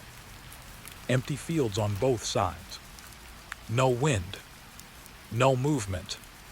Even the trees looked paused, like they were listening instead of existing. I opened the official log recorder. Standard procedure. But my hands weren't steady. Audio log entry 17, I said. Then paused, because something in my gut told me this was entry 17 anymore. It felt older, like I had recorded this moment before without remembering it. I continued anyway. Strange interference on channel 4, possible repeat signal. I stopped, because the radio clicked again. This time louder. A new voice. A woman this time. Soft. Distorted. Missing persons file Hale. Confirm identity. My hand tightened around the recorder. That was the third open loop. Why are missing persons files speaking? I looked at the passenger seat. Empty. But the seatbelt was slightly stretched, like someone had just been sitting there. My breathing slowed without permission. I forced myself to continue the log. Negative visual contact, I said. No personnel in vehicle. The radio cracked immediately. Then, a list of names, one after another. Slow, careful, each name followed by silence before the next one. And every name I recognized. People from Graymark case files, truck stop reports, rail station logs, names I had only read on paper, now spoken out loud like they were still active somewhere. That was the fourth open loop. Why are case files being spoken like living people? The radio suddenly cut to pure static. Then, a tone, long, steady, like something tuning itself. I turned the volume down slightly. It didn't help. The sound was inside the car now, not just in the speaker. My body cam light blinked red. Recording. Good. I needed proof. But I had a sinking feeling that proof didn't matter here. The radio spoke again. Closer this time. Deputy Hale, you are listed as missing. My stomach dropped. I grabbed the log recorder tighter. I'm not missing, I said quickly. I'm here. Silence. Then the radio answered. Not yet. That was the fifth open loop. What does not yet mean in missing persons logic? A sharp crack echoed through the speaker. Then a new sound layered under it. Footsteps. Inside the transmission. I stopped breathing. Because that shouldn't be possible. Radio doesn't carry footsteps. But I heard them clearly. Slow. Wet. Like walking through something thick. Then my own voice came through the radio. Not the one speaking now. A recorded version. Calm. Flat. Too calm. Audio log entry 18, it said. I froze completely. The voice continued. Subject hearing repeated names of missing individuals. Time confirmed at 11:59. My hands went cold. I hadn't said entry 18. I was still on entry 17. That was the sixth open loop. Who is recording me before I speak? I looked at the dashboard clock. Still 11:59. But now it was shaking slightly. Like something was trying to push it forward but couldn't. The radio crackled again. A different voice returned. This time deeper. Male. Familiar. Deputy Morrison. Dead for 3 years. Declared missing during a Blackwater patrol. His file was closed. I had signed it. But now his voice was inside my car. Hale, don't let it finish the hour. My breath caught. That was the seventh open loop. What happens when the hour finishes? I whispered into the recorder. This is impossible. The radio responded instantly. You said that last time. My skin went cold. Last time. I turned slowly toward the back seat. Empty. But the air felt compressed there. Like someone had just stood up. I checked the rearview mirror. For half a second, I saw someone sitting behind me. Not fully formed. Like a memory trying to become physical. Then gone. My pulse spiked. The radio burst into static again. Then a new sound. Typing. Vast. Like someone writing inside the frequency. Then the words came through clearly. Missing persons update. Hale deputy status in progress. My throat tightened. In progress, I whispered. The radio answered softly. You are still being written. That was the eighth open loop. How can a person be written in real time? The air outside the car shifted. Subtle at first, then heavier, like the world was leaning closer to hear. I stepped out instinctively. Mist had formed without me noticing. Thick, unnatural. It wasn't weather. It was presence. The fields were gone behind it. Just gray. No horizon. No distance. Only sound coming from the radio, even though I was holding it outside now. I turned it off. It stayed on. That was the ninth open loop. Can something broadcast without power? A voice whispered from the fog. Not through the radio. Directly. Hale. I spun around. Nothing, but the fog moved slightly where I stood, like it remembered my shape. I backed toward the car. The radio turned itself back up. Full volume. A chorus now. Multiple voices. All speaking at once. All repeating names. Missing names. Dead names. Living names. And then, my name again. But this time not as a question. As a confirmation. Deputy Hale arrival recorded. I slammed the door shut. Breathing fast. My body cam flickered. Then stabilized. Good. Evidence. I needed evidence. I rewound the audio log mentally, trying to anchor myself. But something was wrong. The recordings didn't match memory anymore. They were slightly ahead, like the future was leaking into the past. The radio suddenly went quiet. Too quiet. Then one final voice came through. Clear. Calm. Final. Hale, do you want to hear your missing persons file? That was the 10th open loop. My missing file. I didn't answer, but the system did anyway. A new audio track started. My own voice, but older, tired, almost resigned. Deputy Hale last seen at 11:59 during patrol of Blackwater County. I froze. Subject reports hearing voices through unsecured channels. My breath stopped. Subject believes names are being repeated.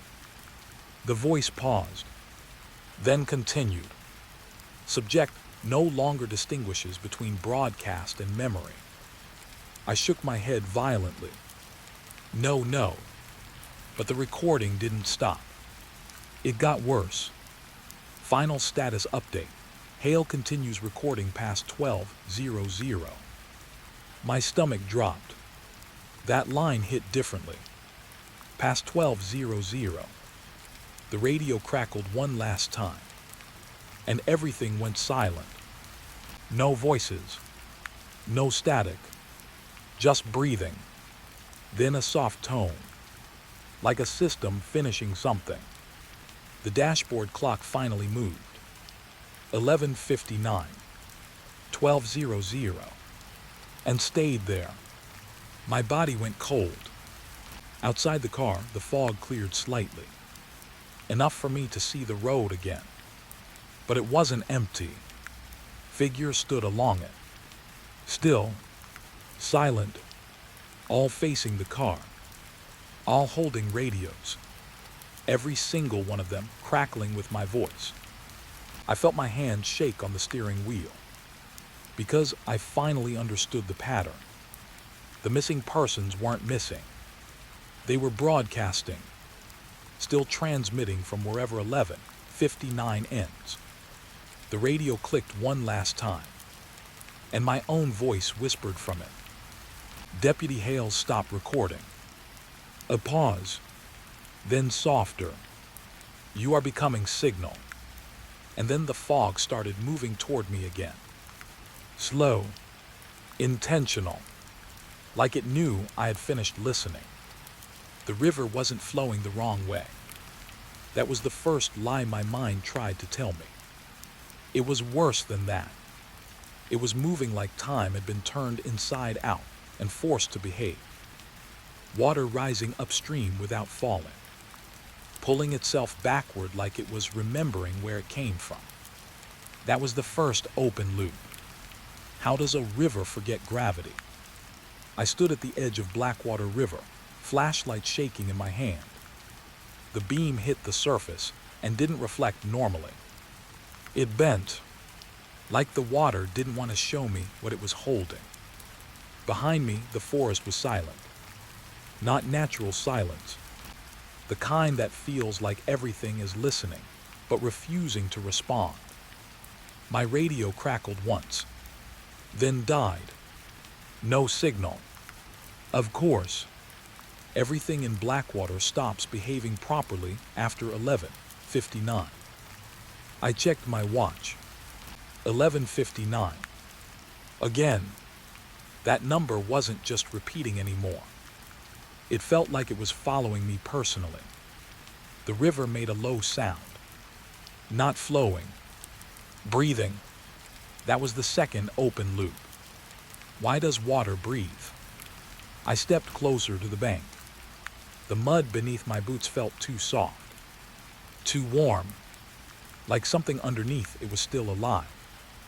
I lowered the flashlight toward the water. At first I saw nothing. Just darkness moving in reverse. Then something surfaced. Slowly. Not floating up. Pulling itself backward out of the water. My throat tightened. A body, but not fully formed. Half there, half missing, like it had been erased mid-construction. I stepped back instantly. My breath caught. The body didn't react like a corpse should. It wasn't still. It was unfinished.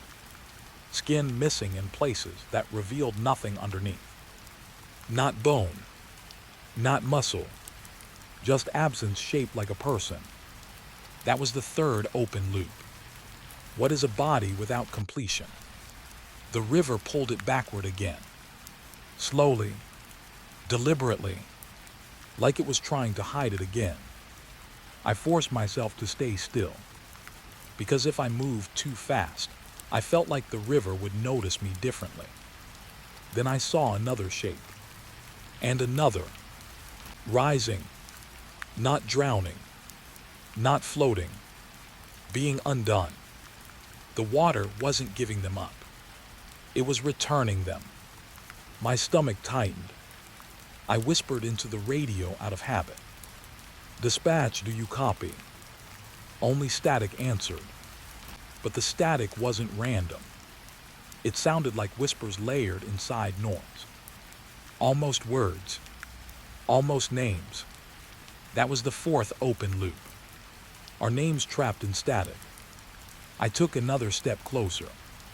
The flashlight beam hit the river again. And the water changed. Not visually. Conceptually. It looked deeper than before. Like it extended below reality. And I saw something beneath the surface. A road. A road underwater. Moving backward. Cars drifting in reverse motion. Lights flickering in wrong timing. I blinked hard. It didn't disappear. That was the fifth open loop. Why is a road under a river? My hands started shaking. Then I saw movement on the far bank. Figures. Standing still. Watching. Not human in a normal sense. Too still. Too aligned. Like they were positioned instead of standing. One of them raised its head slightly. And I felt something inside me react. Recognition. Even though I had never seen it before. The river made a louder sound. This time sharper. Like pressure releasing. A body surfaced closer to me. I shined the flashlight instantly. And froze. It was wearing a police uniform. Half formed. The badge unreadable. The face not complete enough to identify. But the posture, it was familiar. That was the sixth open loop. Why does familiarity exist without identity? My throat went dry. I stepped back again. The river responded immediately. The water shifted direction. Faster, like it had noticed my attention. The body turned slightly in the water. Not toward me, toward something behind me. I felt it before I saw it. Cold air. Pressure change. Like someone standing too close without touching the ground. I turned slowly. Nothing, but the feeling didn't leave. That was the seventh open loop. What stands behind you in a place that erases time? The river made a deep sound again. Then I heard my radio turn on by itself. even though I hadn't touched it. Unit confirmation required. A voice said, calm, mechanical, not human. I grabbed the radio instantly. Who is this? I asked. Static responded. Then, a voice I recognized. My own, but delayed, like it was thinking before speaking. Investigation ongoing. My breath caught. That wasn't me speaking now. That was something recording me before I said it. I looked at the river again. The bodies were more visible now. Dozens, all partially formed, all moving backward in slow loops. Like the river was testing different versions of them before deciding what to keep. That was the 8th open loop. Can a person exist in multiple unfinished states at once? The flashlight flickered. Once, twice, then stabilized. But now the beam was weaker, like it was being drained by what it was showing. I forced myself to scan the bank again, and saw something worse. Footprints leading into the river. Not out, into it. I followed them with my eyes. They stopped halfway, as if whoever made them changed direction mid-existence. My breathing quickened. Then the water spoke. Not metaphorically. Sound came from it. Clear words formed beneath the surface. Don't look too long. I froze completely. That was the 9th open loop. What happens if you look too long at reverse time? I stepped back instinctively. The moment I did, the river reacted. Violently. Not like a wave. Like memory collapsing. The bodies inside it began rising faster. Not toward surface. Toward recognition. One of them reached the edge of the bank. Its hand extended upward. Slow. Incomplete. And for a split second, I saw my own fingers in it. I staggered back. No, I whispered. The river surged again. The water turned darker, heavier, like something was waking up inside it. The figures on the far bank started moving. All at once, not walking, replaying motion, like someone had pressed play on a broken recording. That was the 10th open loop. What triggers playback in a place without time? The radio exploded with static. Then silence. Then a final message. Clear. Close. Too close. Hail, you are at the origin point. My heart stopped. Origin point. I looked at the river again, and suddenly understood something I didn't want to understand. This wasn't flowing backward. It was undoing forward existence, revering people into unfinished versions of themselves. The river wasn't killing. It was correcting. The flashlight went out completely. Darkness swallowed the bank, but I could still hear the water moving. Backwards, closer now, like it was trying to decide what I was supposed to become next. Then I saw it. A reflection on the surface. Not mine. Not fully, but close enough to make my stomach drop. A version of me, half-formed, looking back from the river. And the moment I saw it, it moved. The checkpoint didn't exist on any map after midnight. I learned that the hard way when my GPS simply erased it, like someone had taken a knife and cut that piece of road out of reality. But I was already there, sitting in my patrol vehicle, watching the gate ahead, waiting. That was the first open loop. How does a place exist during the day, but disappear from every system at night? The clock on my dashboard blinked. 11:59. Again, always that same hour. Like the world was stuck chewing on a moment it couldn't swallow. The radio hissed softly. No signal, but not empty noise. There was something inside it, like breathing buried under static. I stepped out of the vehicle slowly. Cold air hit my face, but it didn't feel like weather. It felt like attention, like something had just noticed me standing there. Checkpoint 9 rose in front of me. Concrete walls, floodlights, a metal gate half open. Everything looked normal. Too normal. That was the second open loop. Why does normal feel wrong in places that repeat? A guard booth stood near the gate. Light on inside. That was the only thing that felt alive. I walked toward it. My boots sounded too loud, even though I could barely hear anything else. Inside the booth, a man sat hunched over a logbook. He didn't look up. Late shift, he said quietly. His voice sounded tired. Not from hours, from years. I stepped closer. Deputy Hale, I said. Routine patrol check. He finally looked up. And for a second, his expression didn't match recognition. It matched memory failure. Like he was trying to remember if I had already been here. That was the third open loop. Why does recognition hesitate in this place? He slowly turned the logbook toward me. It was already open. Same page. Repeated entries. Every line said the same thing.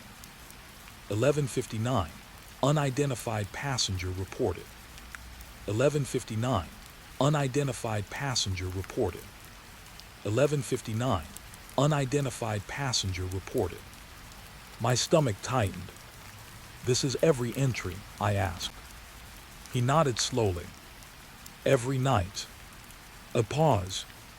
Then he added, same time, same passenger. That hit differently. Same passenger. That was the fourth open loop. How can one passenger appear every night and still remain unidentified?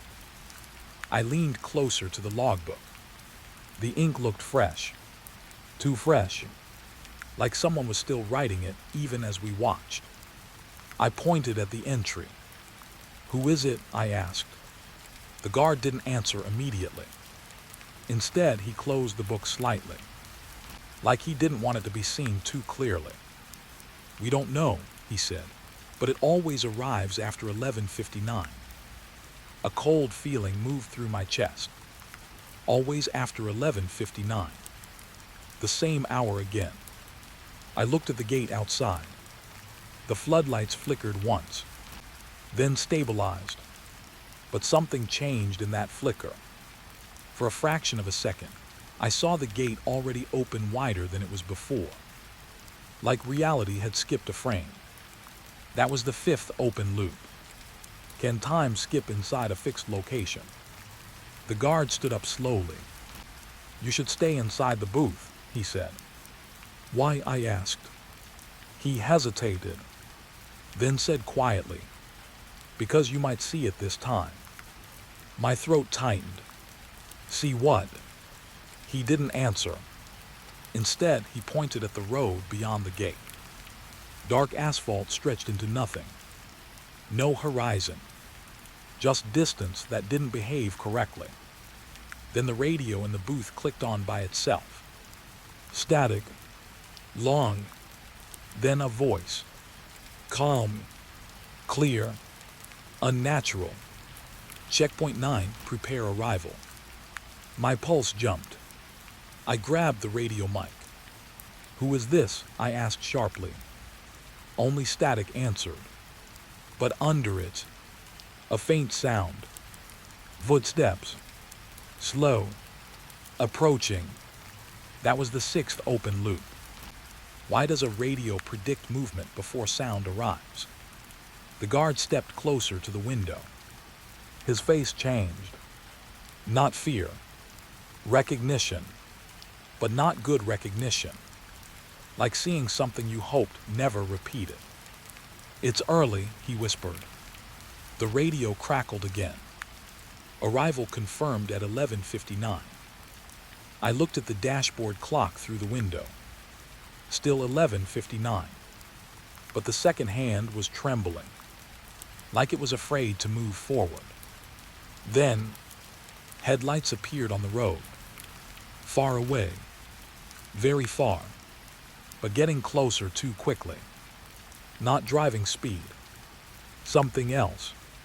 Like distance was folding. The guard stepped back. "No," he said under his breath. That was the seventh open loop. What makes a trained guard afraid of a vehicle? The headlights grew brighter, but no engine sound came with them. No tires. No wind.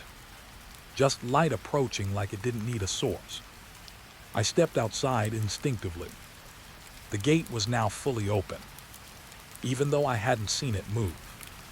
The road beyond it felt wrong. Too straight. Too patient. Then I saw it. A vehicle. Black. Unmarked. No plates. No visible driver. It stopped exactly at the checkpoint line. Perfectly aligned. Like it had done this many times before. The engine was silent. The door opened, but no one stepped out. That was the eighth open loop. Who exits a vehicle without being seen? The guard behind me whispered, "Don't look at it too long." But I already was, because something inside the vehicle felt familiar, like memory trying to form shape. Then the radio spoke again. But this time, from inside the car. Not the booth. Not my radio. From the arriving vehicle itself. Passenger confirmed. My breath stopped. The driver's seat was empty, but the seatbelt was fastened, slowly tightening on its own, like something invisible had just sat down. The guard grabbed my arm. "Listen," he said urgently. "Every night it arrives, same time, same report, but we never record the face." "Why?" I asked. His grip tightened. "Because every camera that sees it stops working after." That was the ninth open loop. Why does observation fail at checkpoint 9? The vehicle door closed by itself. Soft click. Then the radio inside the booth screamed static. The floodlights flickered violently. And for the first time, I heard footsteps outside the car. Not one set. Multiple. Slow. Surrounding us. But nothing was visible. The guard stepped back slowly. "It's not arriving," he whispered. "It's already here." My chest tightened. "What is it?" I asked. He didn't answer, because his eyes were no longer looking at the car. They were looking behind me. I turned slowly, and I saw it. Not clearly, not fully, just a shape forming in the space between light and darkness. Like something trying to match human memory, but failing slightly every time. The radio in my hand turned on by itself. A final voice came through. "Soft. Close. Too close. Deputy Hale, confirm passenger identity." My mouth went dry. The guard whispered behind me, "Don't answer." But I didn't move. Because the shape outside the gate felt like it was waiting specifically for me. The radio repeated, "Confirm passenger identity." The dashboard clock flickered. 11:59. 11:59. 11:59. Never moving forward. Then, the headlights dimmed, and everything outside the gate went completely still. No sound. No movement. Just silence that felt organized. That was the 10th open loop. What happens when an arriving passenger is never identified? The radio clicked one last time, and my own voice answered it. But it wasn't me speaking now. It was recorded. Delayed. like it had been waiting for this exact moment to activate. Passenger identity unknown, it said. A pause, then softer. Arrival accepted. The guard stepped back quickly. No, he whispered, don't finalize it. But it was too late. The shape outside the gate shifted slightly. Closer now. More defined. And for the first time, I realized the checkpoint wasn't guarding entry. It was assigning it. The radio went silent. The lights froze. And the gate slowly began to close on its own. Behind it, something was stepping forward. And it finally had a place to stand. The first passport appeared in the system at 11:59. No entry point, no origin, no record of travel. Just a name stamped into immigration logs like it had always been waiting there. But the country it belonged to didn't exist on any map. That was the first open loop. How does a passport exist without a traveler? I stared at the immigration terminal screen, waiting for it to refresh. It didn't. It just kept showing the same record. Unregistered entry approved. My throat tightened. I tapped the keyboard once. Then again. The system didn't respond like it was frozen. It responded like it had already decided. That was the second open loop. Can a system approve something before input is given? The room around me was silent. Too silent. The immigration office usually had noise, papers, voices, movement. But tonight, everything felt paused between breaths. Even the fluorescent lights above me buzzed in a slow rhythm, like they were counting something I couldn't hear. I leaned closer to the screen, and that's when I saw the second entry appear. Then a third. Then more. All at the same time. Different names. Same status. Unstamped entry cleared. My fingers stopped moving because I hadn't processed any of them. That was the third open loop. Who is entering if no one is checking in? I reached for the radio. Control, do you see these entries? Only static answered. But inside the static, I heard typing. Vast. Controlled. Like someone was updating the system in real time. I swallowed hard. Then the screen flickered. And for half a second, I saw something behind the interface. Not data. Not code. A corridor. Long. Empty. With doors on both sides. Each door labeled with a passport number. That was the fourth open loop. Why is there a physical space inside a digital system? I stepped back from the desk. The air felt heavier now, like the room had gained weight while I wasn't looking. The monitor beeped softly. Another entry appeared. This time it had a photo attached. But the face was blurred. Not corrupted. Not missing. Just undecided. Like the system couldn't choose what it was supposed to look like. Then the name loaded. My stomach dropped. I knew that name. It belonged to someone who had died 3 years ago. Official record, never left the country. That was the fifth open loop.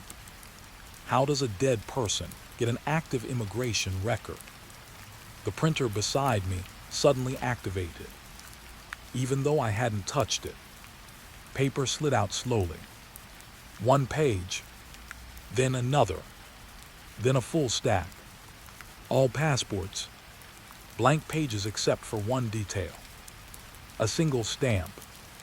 11:59, entry pending. My pulse quickened. I picked one up. The paper felt warm. Not printed warm. Alive warm. Like it had just been held by someone else. Behind me, the door to the office creaked. I turned instantly. Nothing there. But the door didn't close fully anymore. It stayed slightly open. like something had just left but didn't finish disappearing. That was the sixth open loop. What leaves a room without completing departure? The monitor beeped again, this time louder. An alert flashed across the screen. Immigration flow increase, DATSATD. Below it, a map, but not a normal one. Borders were shifting, country sliding into each other like pages being turned too fast. Then I saw it. Movement on the corridor inside the system. Figures walking, slow, uniform, each holding a passport, each moving toward a gate labeled 1159. That was the seventh open loop. Why is 1159 a destination? I stepped closer to the screen. My reflection appeared in the glass, but it wasn't matching my movement. It was slightly delayed, watching me instead of copying me. The radio clicked again. This time a voice came through. Calm. Official. Immigration Officer Hale. Confirm clearance status. My body froze. That wasn't my designation.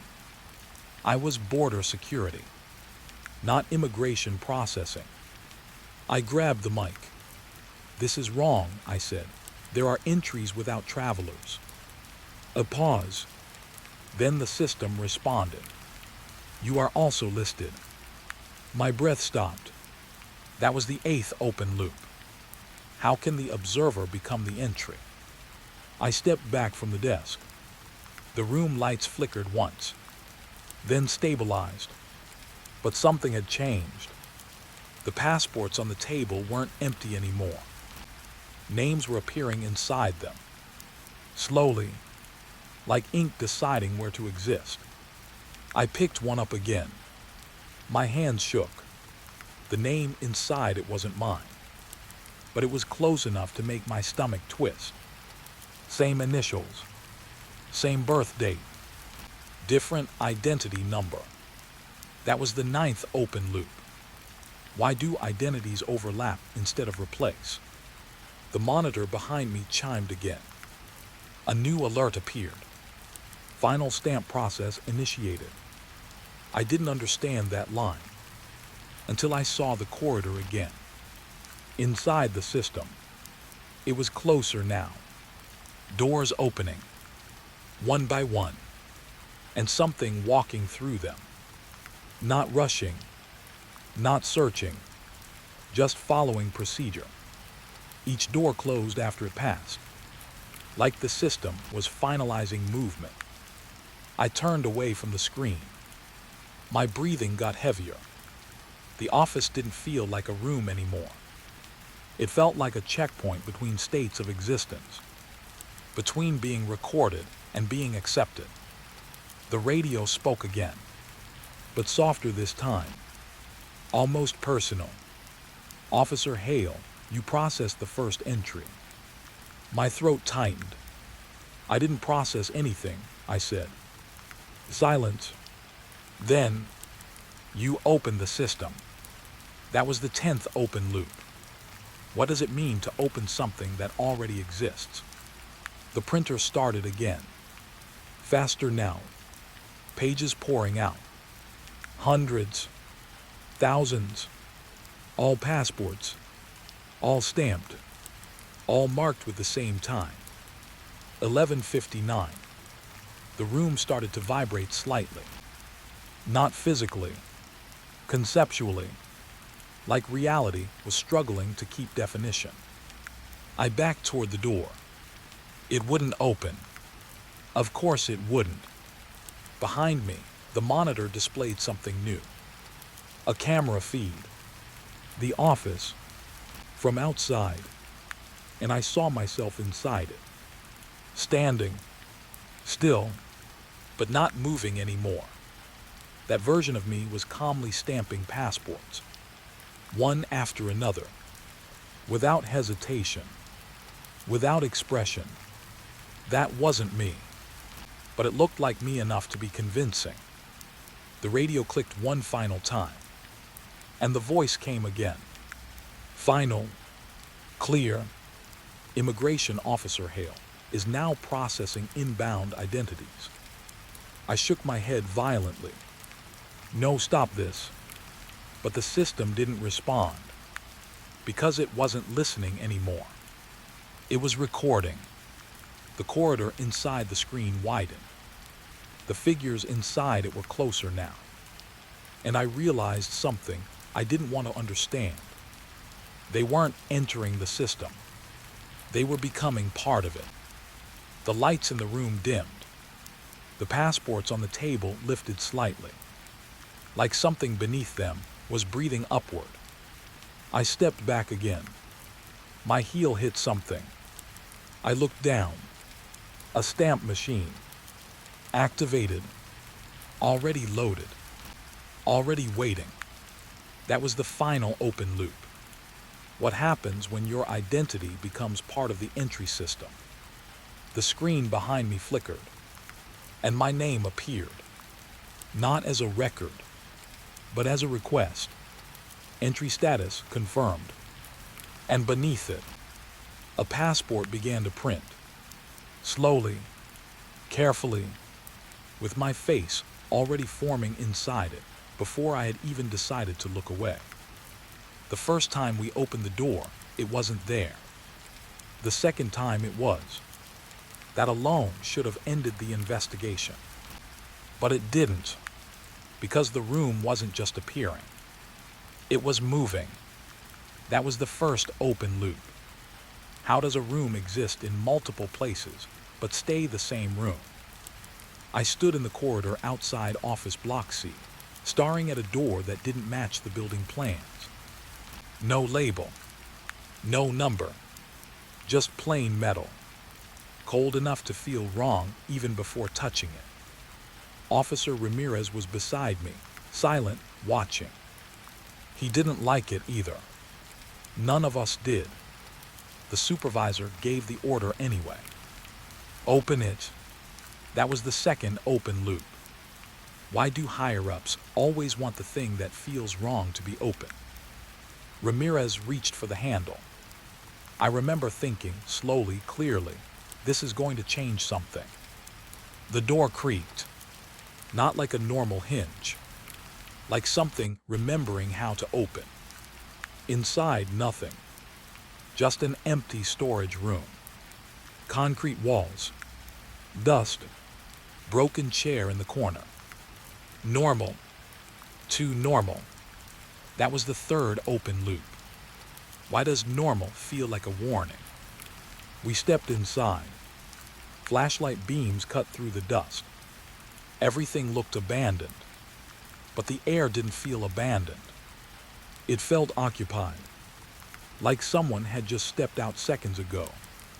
Ramirez kicked the chair slightly. It didn't move like wood. It moved like it was lighter than it should be. Like it wasn't fully there. Then the radio on my belt crackled. Static, followed by a soft sound. Breathing. That was the fourth open loop, whose breathing comes through a sealed room. I looked at Ramirez. He heard it too. His hand tightened on his flashlight. Check the walls, he said. We did. Nothing. No hidden panels. No markings. Just concrete. But the dust on the floor, it had patterns.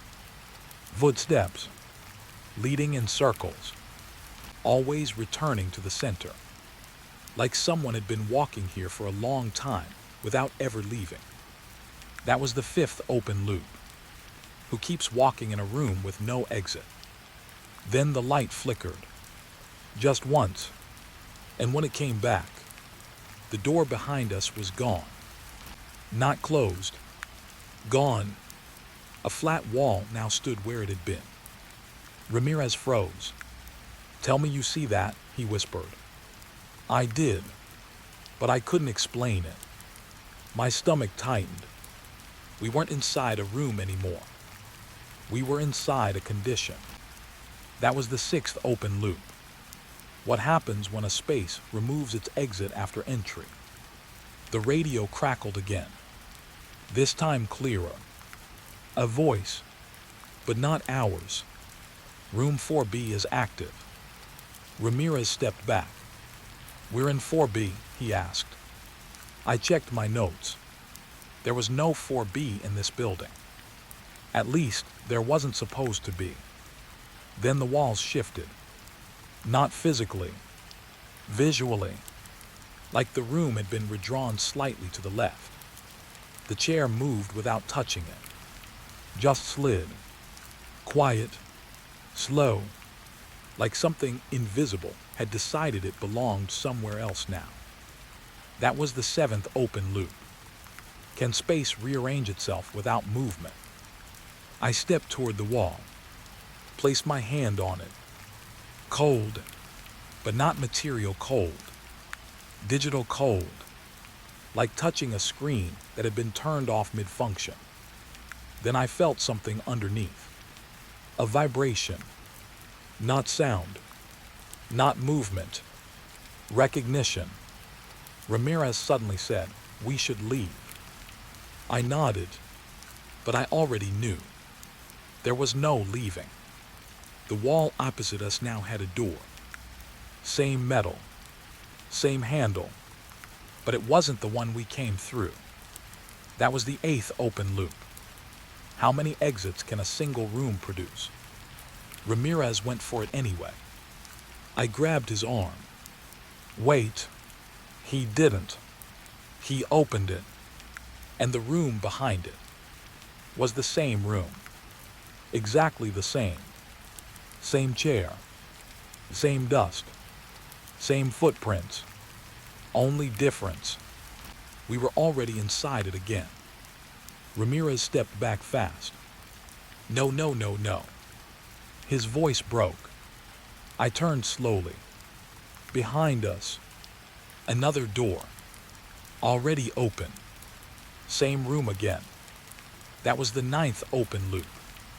Or does repetition end when every exit leads back in? The radio suddenly screamed static. Then a new voice. Calm. Official. Containment breach detected. Ramirez looked at me, his face pale now. This isn't a room, he said quietly. I nodded, because I understood something I didn't want to. This wasn't architecture. It was behavior. The room wasn't built. It was repeating, like a thought that couldn't finish itself. The lights dimmed, then brightened again. And in that flicker, I saw movement in the corner. Not fast, not aggressive, just aware. Something standing where the shadow should have been. Not fully formed, not fully absent. That was the 10th open loop. What lives in a space that refuses definition? Ramirez raised his flashlight. The beam passed through it, like it wasn't fully present in our layer of reality. Then the thing tilted its head. Slowly, as if listening, the radio spoke again. Subject recorded in room instant cycle. Ramirez whispered, subject. The word echoed wrong, like it didn't belong in human language anymore. The room shifted again, this time faster.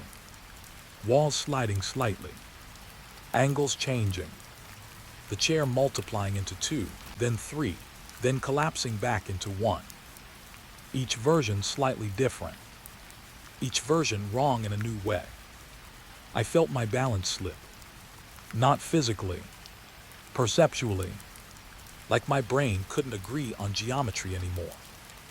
That was the 11th open loop. What happens when perception loses consistency? The door in front of us opened again.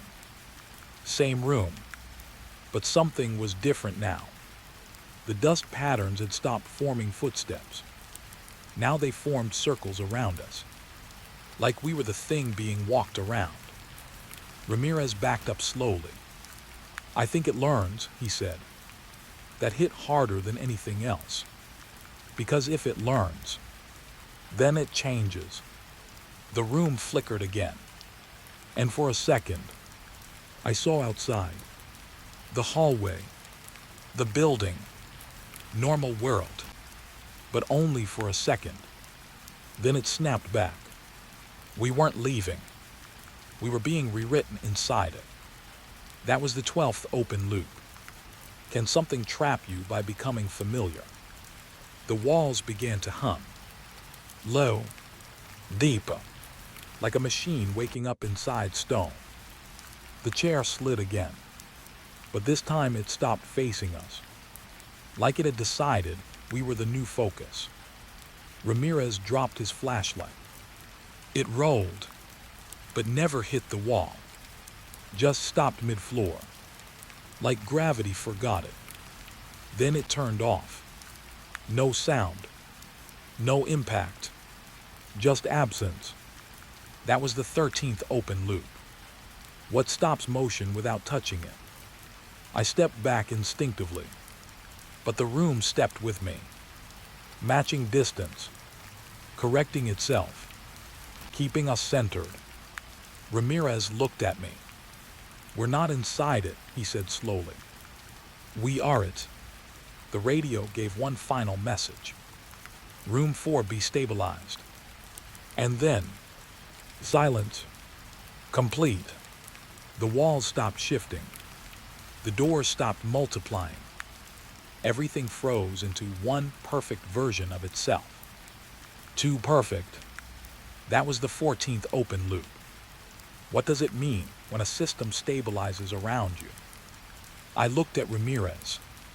He wasn't looking at me anymore. He was looking at the wall behind me. Slowly I turned and saw it. A door. New. Final. Not opening. Not closing. Just waiting. And above it, a label forming slowly in dust and light. Room occupant active.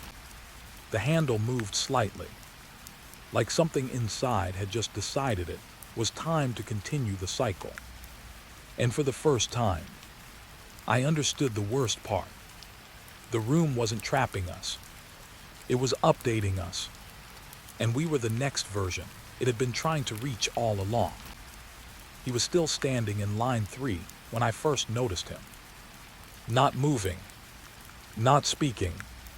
Just waiting. Like the line itself had decided to keep him forever. That was the first open loop. How long can someone stand in a queue before they stop being a person? I was working the night shift at Terminal 3, Immigration Overflow Hall. The place was half empty most nights, or at least it used to be. But line 3 was always full, even when no flights arrived. Even when the boards showed nothing. People still stood there, waiting for what nobody knew. I adjusted my radio and looked down the row.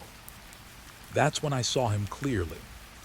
A man in a gray coat, head slightly lowered, passport in hand, but his grip never changed, like his fingers had forgotten how to relax. That was the second open loop. Why does a man keep holding a passport when no one is checking it? I walked closer. The fluorescent lights above flickered once, then steadied, but his shadow didn't match him.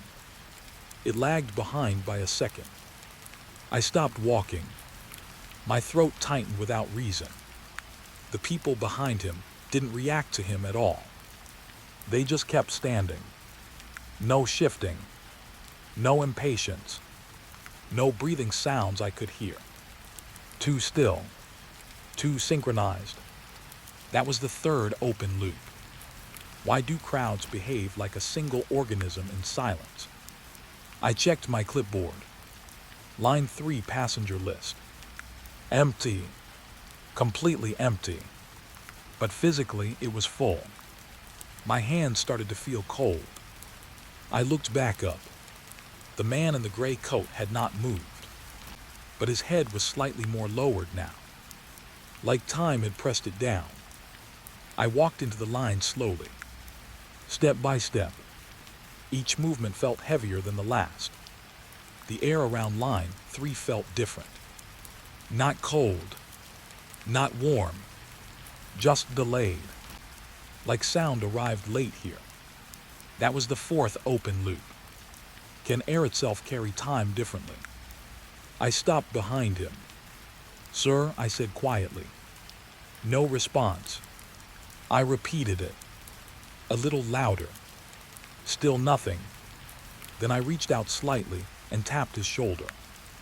That's when everything in the line moved at once. Every single person took 1 step forward. But I hadn't heard them move. That was the 5th open loop. How does movement happen without sound or transition? The man finally turned his head slightly. Not fully, just enough for me to see part of his face. His eyes were open, but unfocused, like they were looking at a place just behind me. He whispered something. I leaned closer. "Still waiting," he said. My skin tightened. "For what?" I asked. He didn't answer. Instead, he raised his passport slightly. I looked at it. The cover was worn. Too worn. Like it had been handled for years without ever being opened. Then I saw the stamp. Repeated. Same date. Same time. 11:59. Over and over. That was the 6th open loop. Why does one moment keep reappearing in official records? Behind me, the line shifted again. 1 step forward. No sound. No delay. Just instant positioning. I turned slowly. Every face in line 3 was now closer. Not walking. Not stepping. Just closer. Like space had compressed itself around them.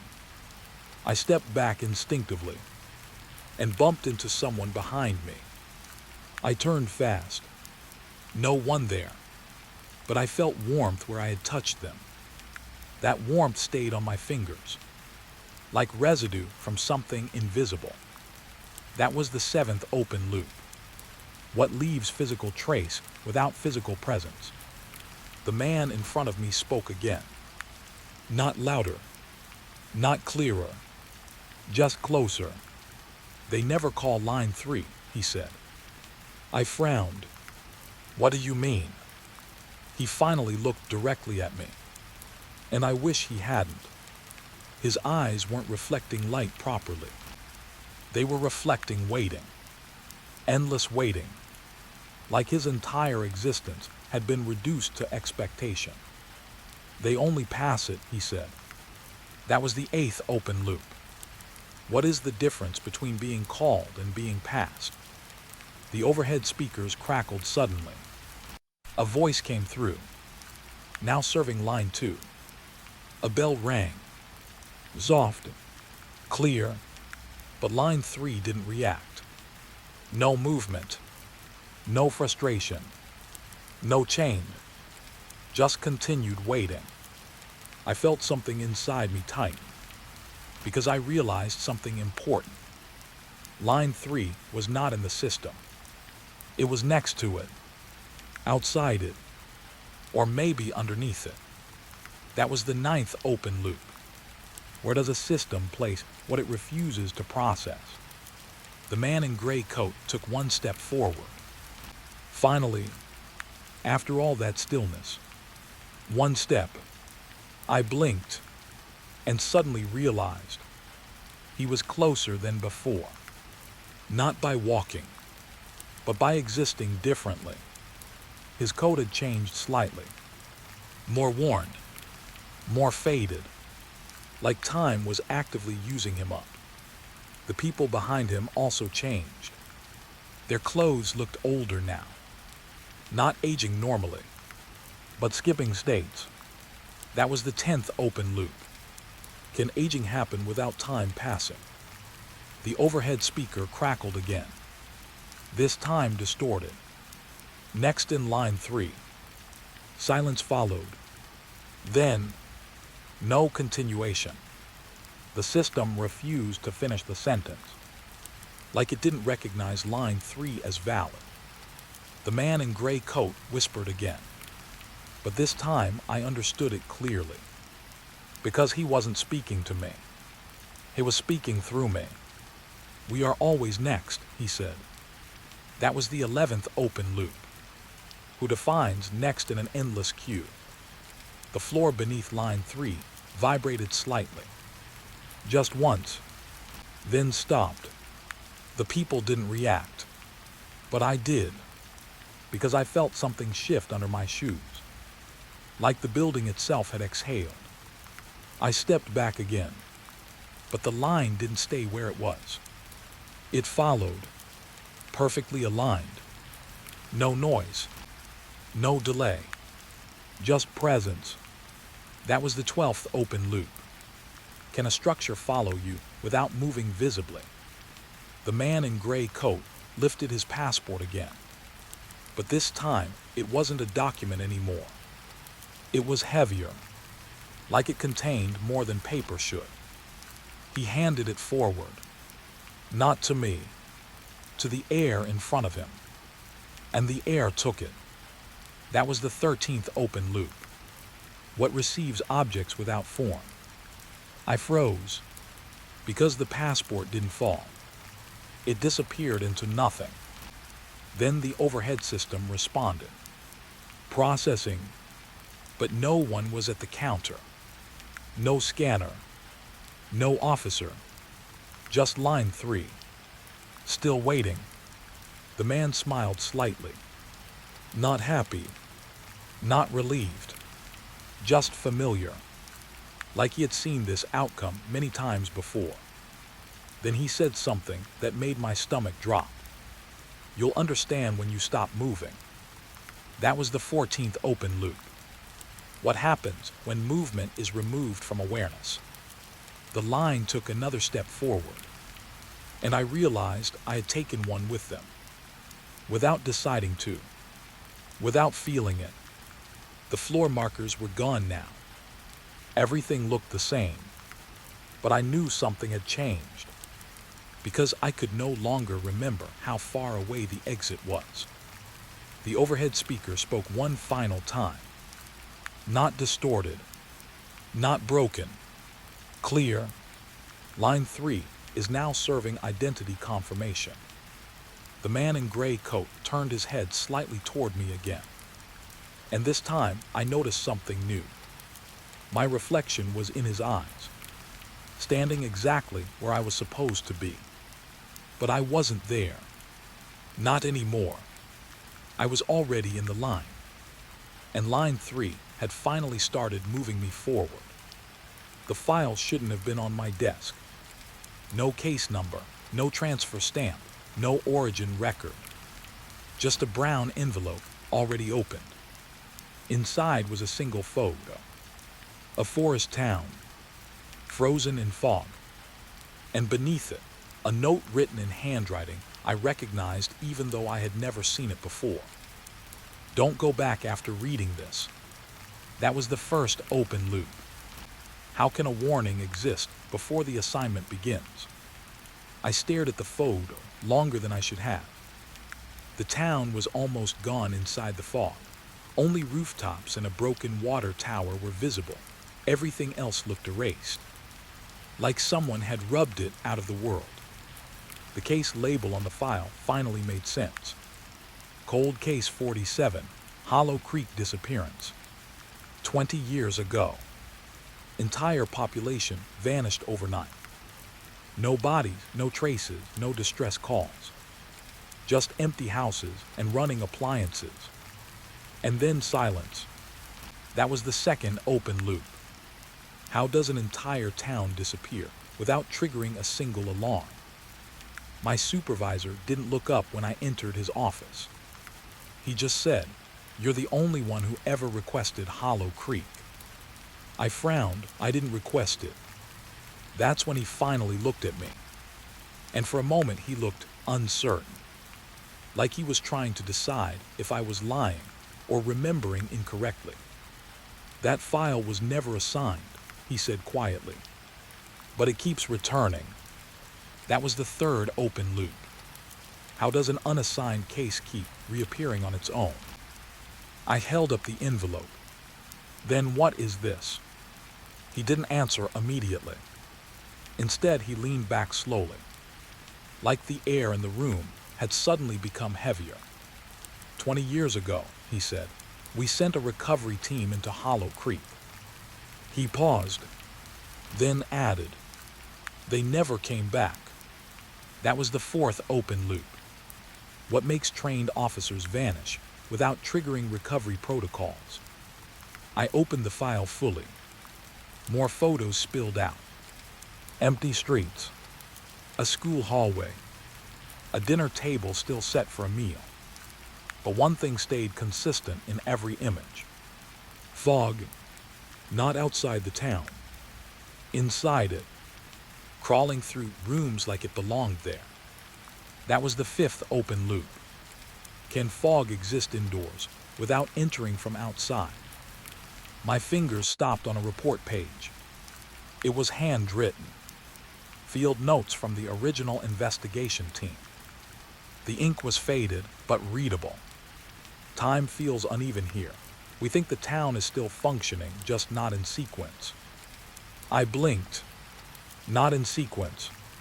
That phrase stuck in my mind, like it didn't belong in normal logic. That was the sixth open loop.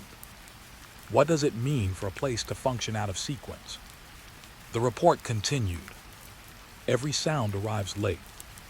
Every movement repeats slightly wrong. We believe the town is looping itself. Looping itself. My stomach tightened. I've seen crime scenes before. I've seen delusions.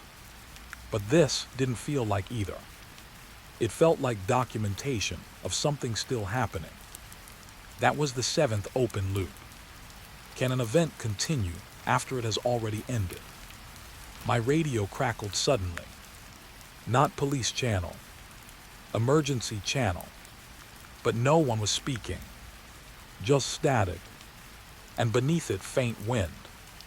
Too structured to be natural. Almost like breathing through distance. I looked at my supervisor. He wasn't reacting. Like he couldn't hear it. That was the eighth open loop. Why do some signals only reach certain listeners? I packed the file slowly. The moment I touched the envelope again, it felt colder. Not physically cold. Objectively cold. Like it had never been warm. As if it had been waiting somewhere untouched for years. Already prepared for this moment. That was the ninth open loop. How can an object feel preconditioned for contact? My supervisor stood up. Listen, he said. If you go there, you don't just investigate the past. He hesitated, then finished. You might re-enter it. That sentence didn't make sense, but it still landed somewhere deep in my chest, because part of me understood it anyway. That was the 10th open loop. How can the past become a physical place you can enter? I left the station before he could say more. The drive to Hollow Creek took 4 hours, but the GPS kept recalculating distance every few minutes. Not changing route, changing time. 4 hours became 5, then 6, then 4 again. Like the system couldn't decide when I was supposed to arrive. That was the 11th open loop. Can time behave differently for a single moving object? The forest appeared suddenly. No gradual transition. Just road, then trees. Dense, too still. No birds. No wind movement. Like the forest was holding its breath. I stopped the car at the edge of what used to be a town entrance. A broken sign leaned sideways. Hollow Creek. The rest was missing. Or erased. I stepped out. The air felt wrong immediately. Not cold. Not warm. Just delayed. Like it arrived after I did. That was the 12th open loop. Can atmosphere lag behind human presence? The fog was already inside the town, not coming from the forest, just existing there, sitting between buildings like it had ownership. I walked forward slowly. Each step felt slightly heavier than the last. Not physically, emotionally, like the town was measuring me. That was the 13th open loop. What does it mean when a place observes before reacting? The first house I reached had its door open. No signs of forced entry. Just open. Inside, everything was untouched. A cup still on the table. Steam long gone. But the cup itself still warm. That made no sense. That was the 14th open loop. How can heat remain without time passing? I stepped further inside. My flashlight beam moved across the living room and stopped on a wall clack. It was running, but the second hand moved backward. Slow, careful, like it was remembering direction incorrectly. Then all at once, it snapped forward again. Normal, then backward again. That was the 15th open loop. Why does time inside this town refuse a single direction? My radio suddenly crackled. Louder this time. Clearer. A voice came through. Not distorted. Not static. Human. Officer, do not proceed further into Sector Center. I froze. Who is this? I said. No response. Then, we are still inside. That was the 16th open loop. Who speaks from a location that no longer officially exists? I stepped back outside. The fog had thickened, but now I noticed something inside it. Shapes, not moving, but present, standing at distances that didn't align with perspective. Watching. That was the 17th open loop. Can visibility exist without motion? My phone buzzed. One notification. No network, but still delivered. A photo from my own device. I opened it slowly. It was me, standing inside Hollow Creek. But I was smiling, and I wasn't alone. Behind me, people were visible. Not fully formed, not fully gone, just continuing. That was the 18th open loop. When was this photo taken? My breath slowed, because I realized something I didn't want to accept yet. The case wasn't about disappearance. It was about persistence. The town didn't vanish. It stayed active, just without permission. The fog shifted again, and for the first time, I heard something inside it. Footsteps, approaching, not from ahead, from all directions at once, and my radio whispered one last thing before going silent. Welcome back to Hollow Creek. That was the final open loop, but not the last truth, because as I turned toward the fog, I recognized one of the shapes inside it, and it was wearing my face. The cabin showed up in the aerial photos first. No roads leading to it. No trails. No footprint in the forest map. Just a small wooden structure sitting perfectly in the middle of nowhere, like someone had placed it there as a mistake the world forgot to correct. That was the first open loop. How does something appear in a place that has no way to reach it? I stared at the image on my desk longer than I should have. The forest looked normal everywhere else. Dense green, alive. But around the cabin, the trees stopped respecting distance, like space had refused to continue there. The case file was labeled Unknown Structure, Black Ridge Forest. No entry logs. No land records. No ownership history. Just repeated sightings in aerial scan over the last 3 weeks. Always the same cabin. always impossible to reach. That was the second open loop. Can a structure exist repeatedly without being physically accessed? My partner, Agent Rios, leaned over my shoulder. Tell me I'm not seeing a house in the middle of nowhere with zero access, he said. You are, I replied. He frowned. So how do people get to it? I didn't answer immediately, because the answer didn't exist yet. That was the third open loop. What do you do when something is visible but unreachable? We drove into Black Ridge Forest at dawn. The road ended faster than expected. Not a broken road. A clean stop. Like the forest had drawn a line and refused to let anything continue beyond it. Rio stepped out first. Looked around. No trails, he said. I checked the GPS. Blank. No signal. Not even a fallback map. Just empty coordinates. That was the fourth open loop. Why do some locations erase navigation completely? We walked in. At first it felt normal. Crunch of leaves. Cold air. Bird sounds far away.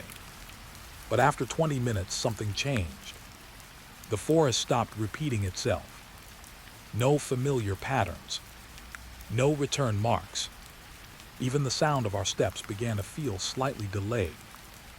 Like the forest was replaying us a fraction of a second late. That was the fifth open loop. Can nature lag behind human movement?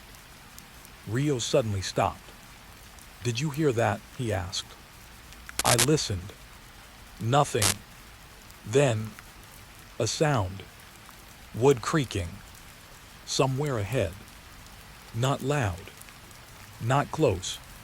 But consistent. Like something shifting weight over and over. We followed it. Because there was nothing else to follow. That was the sixth open loop. Why does unknown sound become direction?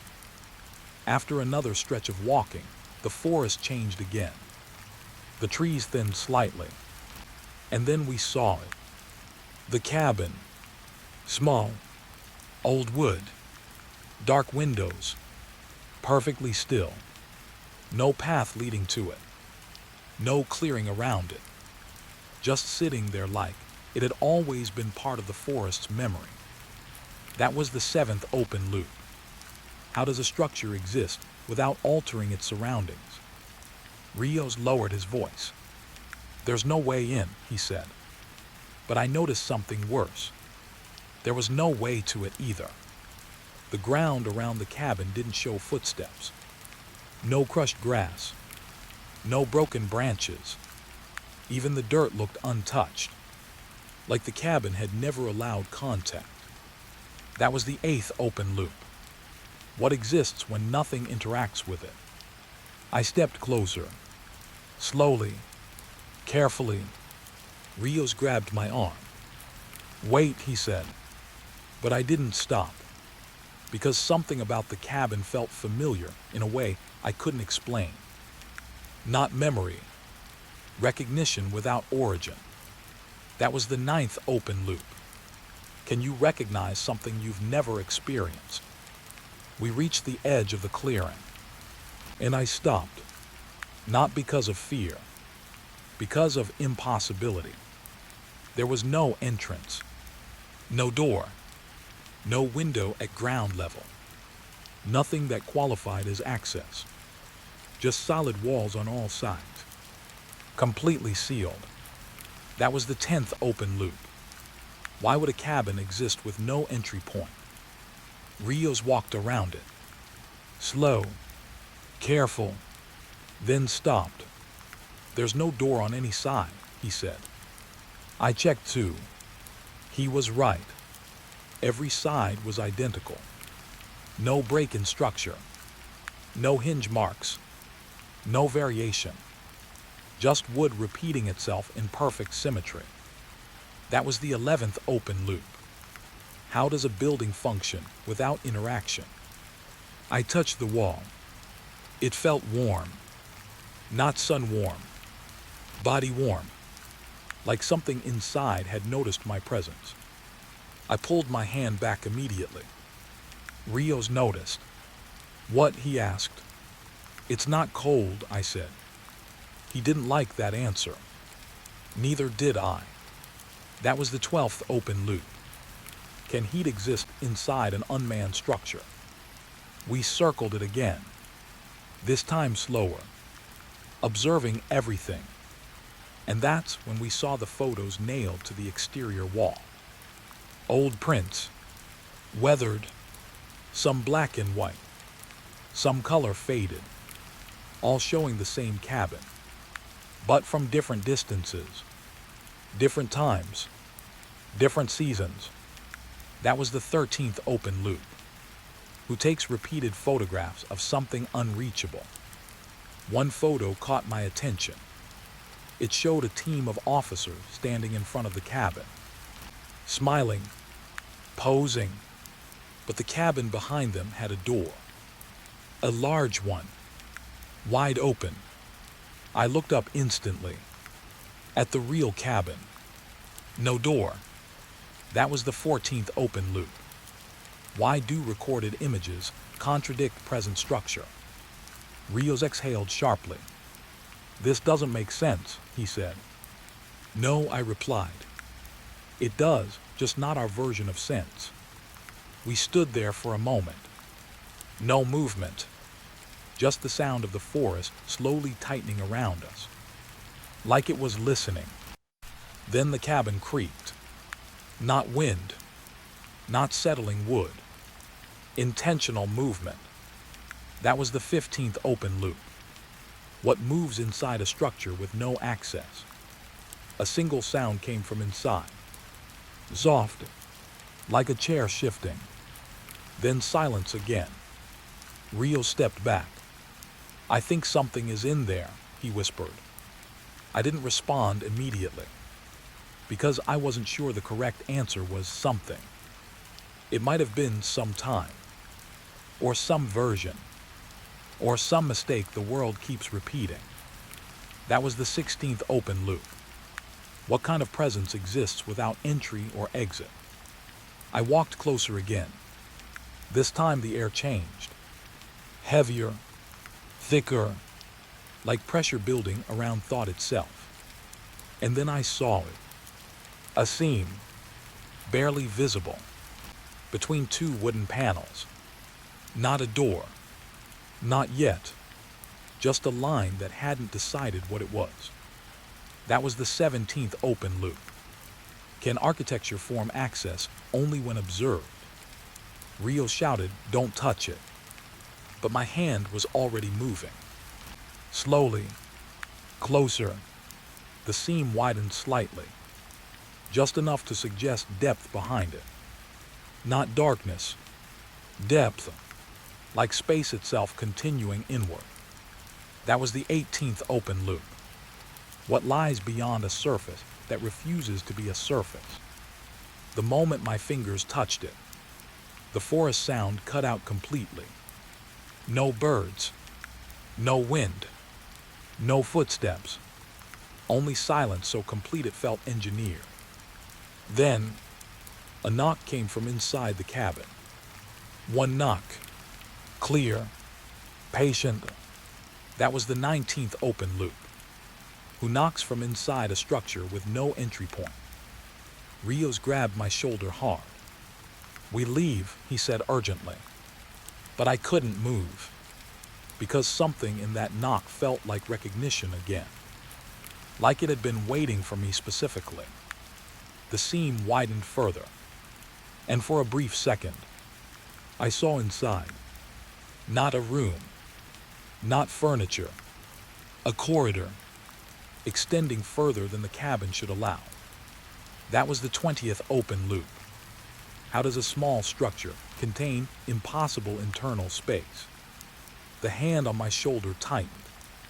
Rio said my name, but his voice sounded farther away now. Like distance was increasing between us, even though we stood still. The cabin made another sound. Not a knock this time. A response. Soft, like something acknowledging arrival. And then I understood the most unsettling part. The cabin wasn't unreachable. It was simply waiting for the correct version of reach. And in that moment, I wasn't sure if we had found it, or if it had already found us.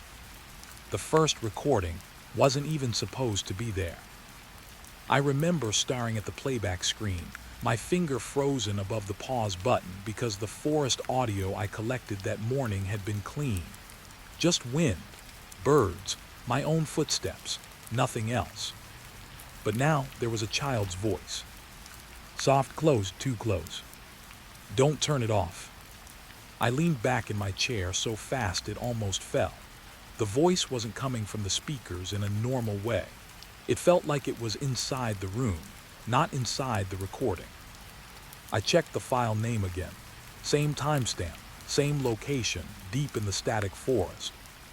A place people said not to enter after sunset. A place I had already been twice. And both times, I came back with recordings I never remembered taking. The screen flickered for half a second, just a blink. Then the voice came again, but different this time. Backwards. Not like a simple reversed audio track. This was something else. The syllables twisted wrong, like language trying to escape its own shape. I stopped breathing without noticing, because I understood one word. My name. The recording should not have known my name. I stood up and looked at the window of my office. Outside, the city looked normal. Cars moving, people walking, life continuing like nothing was wrong. But the forest wasn't far from here, just 30 minutes by road. And I had already been inside it. Twice. I pulled the case file from my drawer, hands slightly shaking now. Official reports, missing persons, hikers, one ranger, 2 teenagers. All last seen near the static forest boundary. But what made my stomach tight wasn't the disappearances. It was the notes written at the bottom of each report. Victim last heard speaking in reverse audio patterns during final distress call. I had thought it was just corrupted equipment. Until today. Another sound came from the speakers. A soft giggle. Not normal, not human in the way I knew. It sounded like a child trying to remember how laughter worked. Then silence. Too complete, like the room itself had been muted. I checked the recording timeline again. The audio was still running, but the waveform on the screen had changed shape. It was no longer random. It was structured, like speech, like it was forming words on its own. My phone buzzed on the desk, making me flinch hard enough to knock a pen over. Unknown number. I should have ignored it, but I didn't. I answered. No voice came through at first, just static. Soft, steady static like wind trapped in a closed space. Then a child spoke, very clearly this time. Why did you leave us there? My throat went dry instantly. I didn't, I said before I could stop myself. Who is this? The line clicked. Not disconnected. Shifted. Like something on the other end had turned its head. Then the voice came again, slower now. Not asking. Accusing. You listened. The call ended. I stood there holding the phone for a long time, not moving. The office felt colder than it should have. The air itself felt heavier, like pressure building inside a sealed room. And then my computer screen changed again. Without me touching it, a new audio file appeared. AutoRCOVRED, Static Forest, Night Entry 3. I didn't make that recording. I was not in the forest last night. At least I didn't think I was. My hands hovered over the keyboard, refusing to move for a moment. Then I clicked play. Wind first, always wind. Then footsteps. Slow, careful. Mine. But I was hearing it from behind myself. That was impossible. I leaned closer to the speakers. as if distance would help me understand what I was hearing. My own voice came next, whispering, "I shouldn't be here." A pause. Then something else answered me in the recording. Not my voice. A child's voice again. Except now it sounded like it was speaking from inside the trees themselves. "You came back anyway." The audio shifted. Crackling, distortion. Then a sound I can only describe as multiple children speaking at once, but never in sync, never in order. Their words folded over each other like broken mirrors. I grabbed the edge of my desk because I realized something I didn't want to realize. The recording wasn't from the past. It was from now, or from something that didn't care about time the way I understood it. I shut the audio off. Silence rushed back into the room too fast, too heavy, like it had been waiting outside the door. But the silence didn't last, because from inside the speakers, even though everything was off now, I still heard one thing. Breathing. Slow, close. Behind me. I turned. No one there. Of course, no one there. But the chair opposite mine was slightly turned. Just a few degrees. Like someone had been sitting there watching me listen. My pulse started hitting hard against my throat now. I forced myself to sit back down. I needed logic. I needed structure. This was just corrupted files, audio artifacts, stress, lack of sleep. That's what I told myself. Then I opened the case file again, and I noticed something I had missed before. A photograph attached to the report of the missing ranger. He was standing at the edge of the static forest, smiling at the camera. Behind him, barely visible between the trees, were shapes. Small, human-shaped. Watching. But what made my stomach drop wasn't the shapes. It was the ranger's expression. Because his eyes were unfocused. Like he wasn't looking at the camera. Like he was listening to something no one else could hear. I zoomed in on the image and saw something worse. Behind him, one of the shapes had its head turned directly toward the camera. Directly at me. As if it knew I would eventually see this. The computer screen flickered again. Another file appeared. This one labeled Static Forest Children Audio Index. I didn't open it right away. My hand hovered over the mouse for a long time, because part of me already knew what I would hear. But curiosity is a strange thing. It doesn't ask permission. It just pulls you forward. I clicked. At first, nothing. Then a voice. A child speaking slowly. But the words were wrong. Reversed. Layered. Broken. And yet, my brain started correcting them automatically, like it was remembering something I had never learned. Don't come deeper. Pause. We are still waiting. Another voice joined in. You already heard us. I stopped the playback, but the sound didn't stop, because now it wasn't just coming from the speakers. It was coming from the walls, from the vents, from somewhere outside the building itself. I stood up slowly. My office lights flickered once, then stabilized, but the reflection in my monitor didn't stabilize with them, because in it I wasn't alone. Something stood behind my chair. Small, still, not fully formed in a way my eyes could process clearly. Just presence, like the shape of a child drawn in static. And in the reflection, it leaned closer to my ear. I didn't move, didn't breathe, but I heard it anyway. Soft, patient. You should not have listened. The screen went black. For a moment, there was nothing. No sound, no light, no signal. Then one final audio file auto-played itself. No file name. No origin. Just voice. And it wasn't reversed anymore. It was perfectly clear. My own voice, from somewhere inside the static forest, whispering back at me through time that didn't behave correctly. I remember you now. And outside my office window, the wind shifted, like trees were closer than they should have been, like something vast had just turned its attention toward the city. And I finally understood the worst part. The static forest wasn't a place you visited. It was a place that listened. And once it learned your voice, it started speaking back. The tape was already on my desk when I arrived. No one signed it in.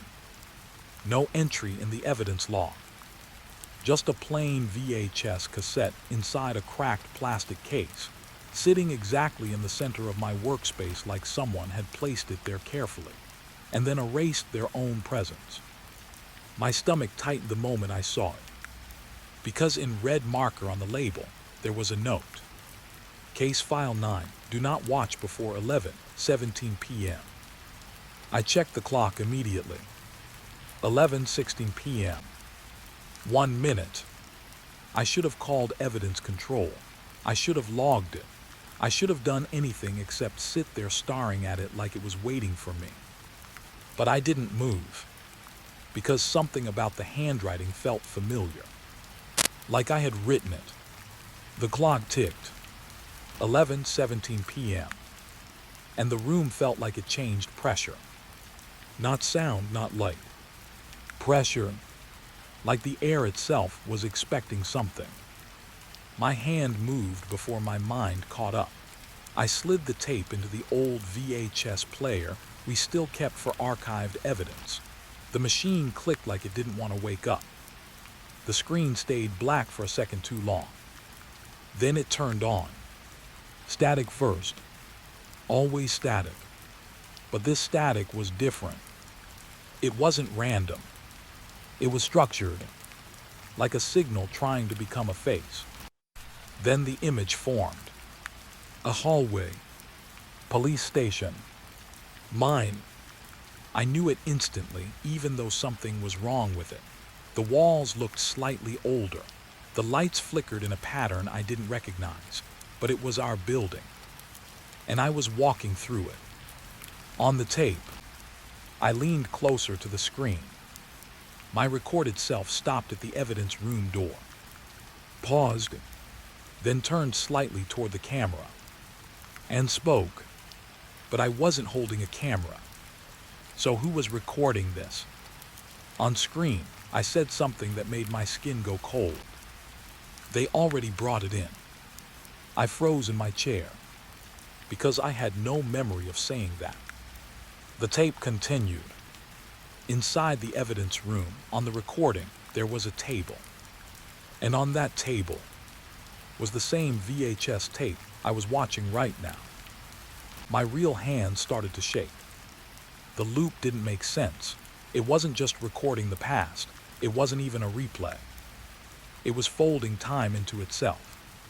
On screen, I picked up the tape and looked directly at the camera again. My voice came through the speakers. Lower this time. More certain. Don't watch the ending. The video cut. Back to static. Then another scene loaded instantly. This time, a different place. A forest checkpoint. I recognized it. Case File 9. The one we never solved. On the tape, officers were standing near the tree line, speaking into radios. Their voices were distorted, like the signal was being stretched too far. Then one of them turned, slowly, and looked straight at the camera. His face was pale. His lips moved, but I couldn't hear him at first. The audio caught up late, like reality was lagging behind itself. You're already inside the recording, he said. My throat tightened so hard it hurt, because I had never been to that scene. Not in my memory, but on the tape, I was standing behind him, watching. The camera zoomed in without anyone touching it.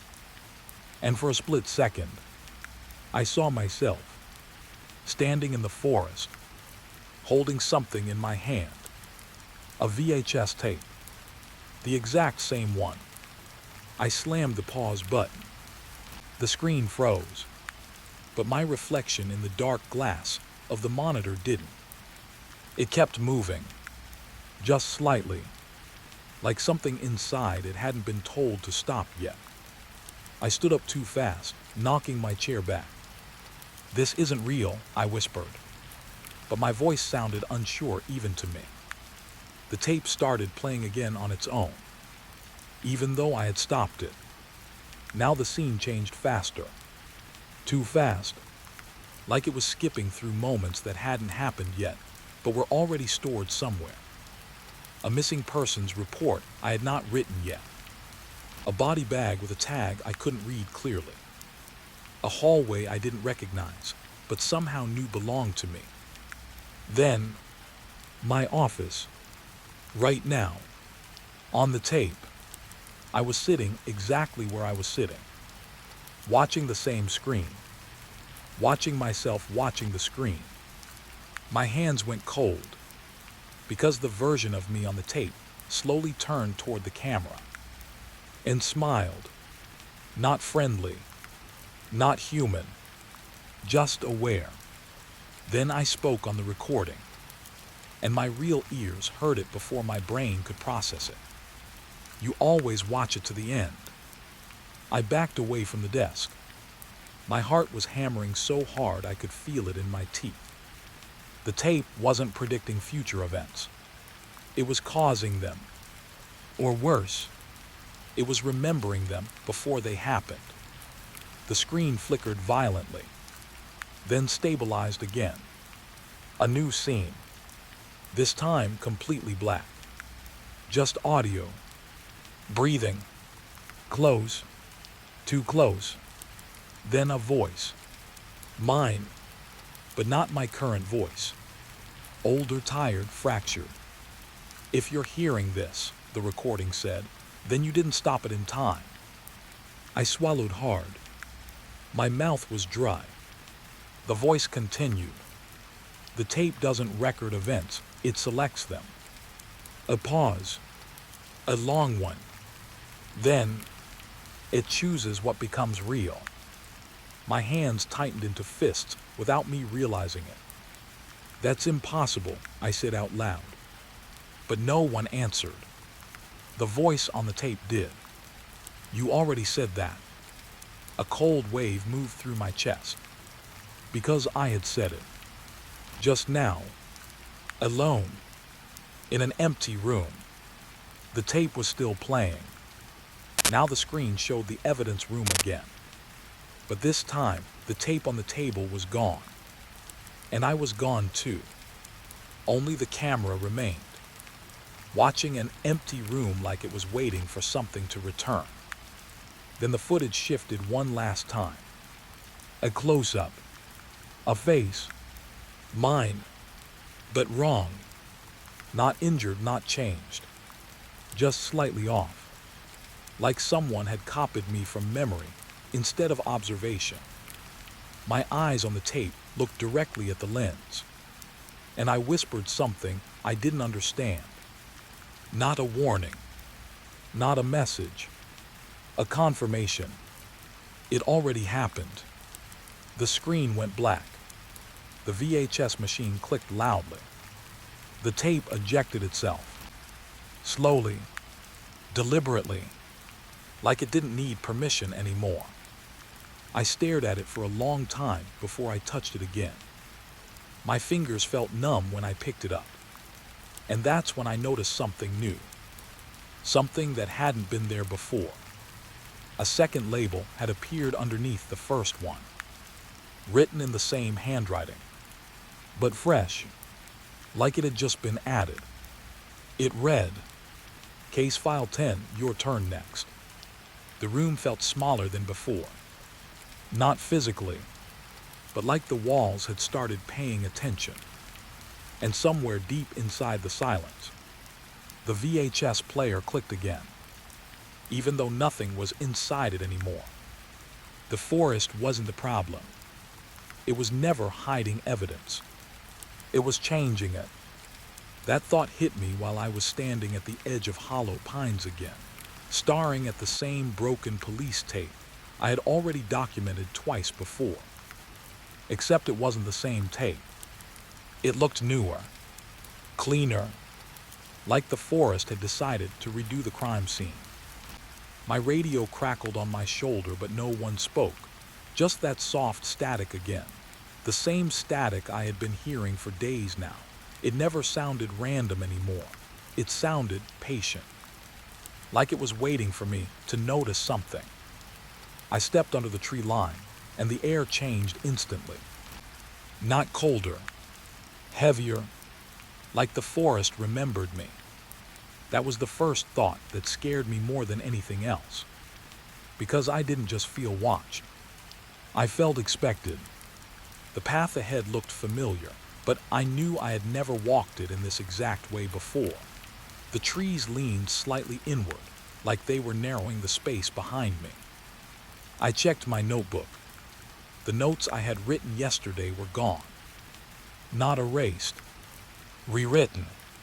Same handwriting, but different facts. Victim count, 14 confirmed. It had been 11 before. My hand tightened around the pages. I flipped back. Every entry had changed. Time of discovery shifted by hours. Witness statements replaced with new names I didn't recognize. Even my own signature at the bottom of the page looked slightly off. Like someone had copied my identity from memory instead of truth. I stopped walking, and the forest stopped with me. No wind, no insects, nothing. Just silence so complete it felt like pressure in my ears. Then I heard footsteps behind me. Slow, deliberate. I turned fast. Nothing there. But the ground was different. That's when I noticed it. The soil behind me was disturbed. Fresh, like someone had just walked where I was standing, but I hadn't moved. My breathing got shallow. I forced myself forward again. The deeper I went, the more wrong everything became. Trees I had mapped yesterday were gone. Replaced. New ones in their place. But the strangest part wasn't that they changed. It was that my memory was changing with them. I could feel it happening. Like the forest wasn't just rewriting the world. It was rewriting my certainty about it. A small clearing opened suddenly. Too suddenly. No gradual space, no natural break. Just empty ground like a page torn out of reality. And in the center, a police marker. Case tag. Numbered. But I hadn't placed it there.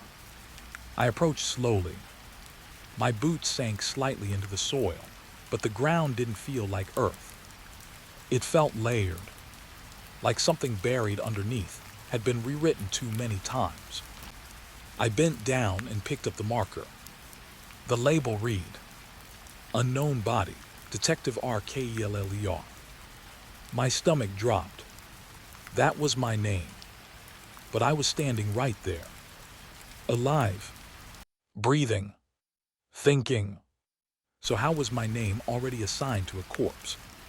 I stepped back fast. Too fast. And that's when I saw it. The clearing wasn't empty. Not really. There were outlines in the dirt. Shapes. Dozens of them. Not bodies. Not fully formed. Just impressions. Like something had tried to become human and stopped halfway through. And all of them were facing me. I heard my radio crackle again. This time a voice came through. Clear. Calm. My own voice. You've seen it now. I froze. Because I wasn't speaking. But the voice sounded exactly like me. Like me, but slightly ahead of me. Like it already knew what I was going to think. The radio continued. The forest doesn't erase evidence, it updates it. My throat went dry. I whispered, "Who is this?" A pause. Then, "You already know." The signal cut. The forest exhaled. I swear I felt it. A slow shift in the air, like something massive had relaxed its attention for just a second. Then the trees moved. Not physically, but visually, like my perception skipped. And suddenly, I wasn't in the clearing anymore. I was at a different part of the forest. But I didn't walk there. I just continued, like continuity had been edited. My head started pounding. This wasn't normal spatial disorientation. This was something else, something deliberate, something editing me out of certainty. I forced myself to record everything on my body cam. If the world was changing, I needed proof. I needed something stable. But when I checked the feed, the recording already existed. From earlier, from a version of me that had already said things I hadn't said yet. On the screen, I was speaking calmly, explaining the forest, explaining the rewriting, explaining this exact moment. I watched myself on the recording turn the camera toward the trees and say, "It starts when you notice the changes." I wasn't there yet in reality, but I was there on the recording. My hands shook. I rewound, but the recording didn't go backward. It looped forward instead, like time refused to obey direction anymore. Then something new appeared on the feed. A person standing behind me, on the camera, but not in real life. At least not yet. The figure was blurred, undefined, but its presence felt familiar in a way I couldn't explain. Like I had already met it, or become it. My voice on the recording spoke again. Lower now. Heavier. "You came back to the same place too many times." My real voice answered instinctively, even though I didn't remember learning the response. "So what happens now?" The recorded version of me paused, then said, "The forest keeps the ones who notice it." A cold wave ran through my body, because I suddenly realized something terrifying. Every investigator before me, every missing person, every report, they didn't disappear. They were overwritten, rewritten into something the forest could use. My radio crackled again, weaker this time. A final transmission slipped through, but it wasn't my voice anymore. It was multiple voices layered together, all speaking at once, all speaking as if they had been waiting for this exact moment to say it. "You are already part of the record." The forest darkened slightly, not because the light changed, but because my mind did. Because I could feel it now. Something shifting in my memory. Small details slipping away. The exact number of steps I had taken. The order of trees I passed. Even the direction I came from. All becoming uncertain. And in that uncertainty, something worse grew. Comfort. Like the forest was trying to make forgetting feel normal. I backed away slowly, but the path behind me was already different. Not blocked, not closed, just unfamiliar, like it had never been walked by me at all. And then I saw it, carved into the bark of a tree near me. Fresh, still bleeding sap. My name, followed by a date that hadn't happened yet. The forest wasn't hiding evidence anymore. It was writing me into it. I stepped forward instinctively, and the ground beneath me felt like it responded, like it recognized me, like it was deciding where I belonged. My radio whispered one last time, softer than breath, "Don't resist updating." And for the first time, I wasn't sure if I was the detective investigating hollow pines, or just the newest version of something the forest was still finishing.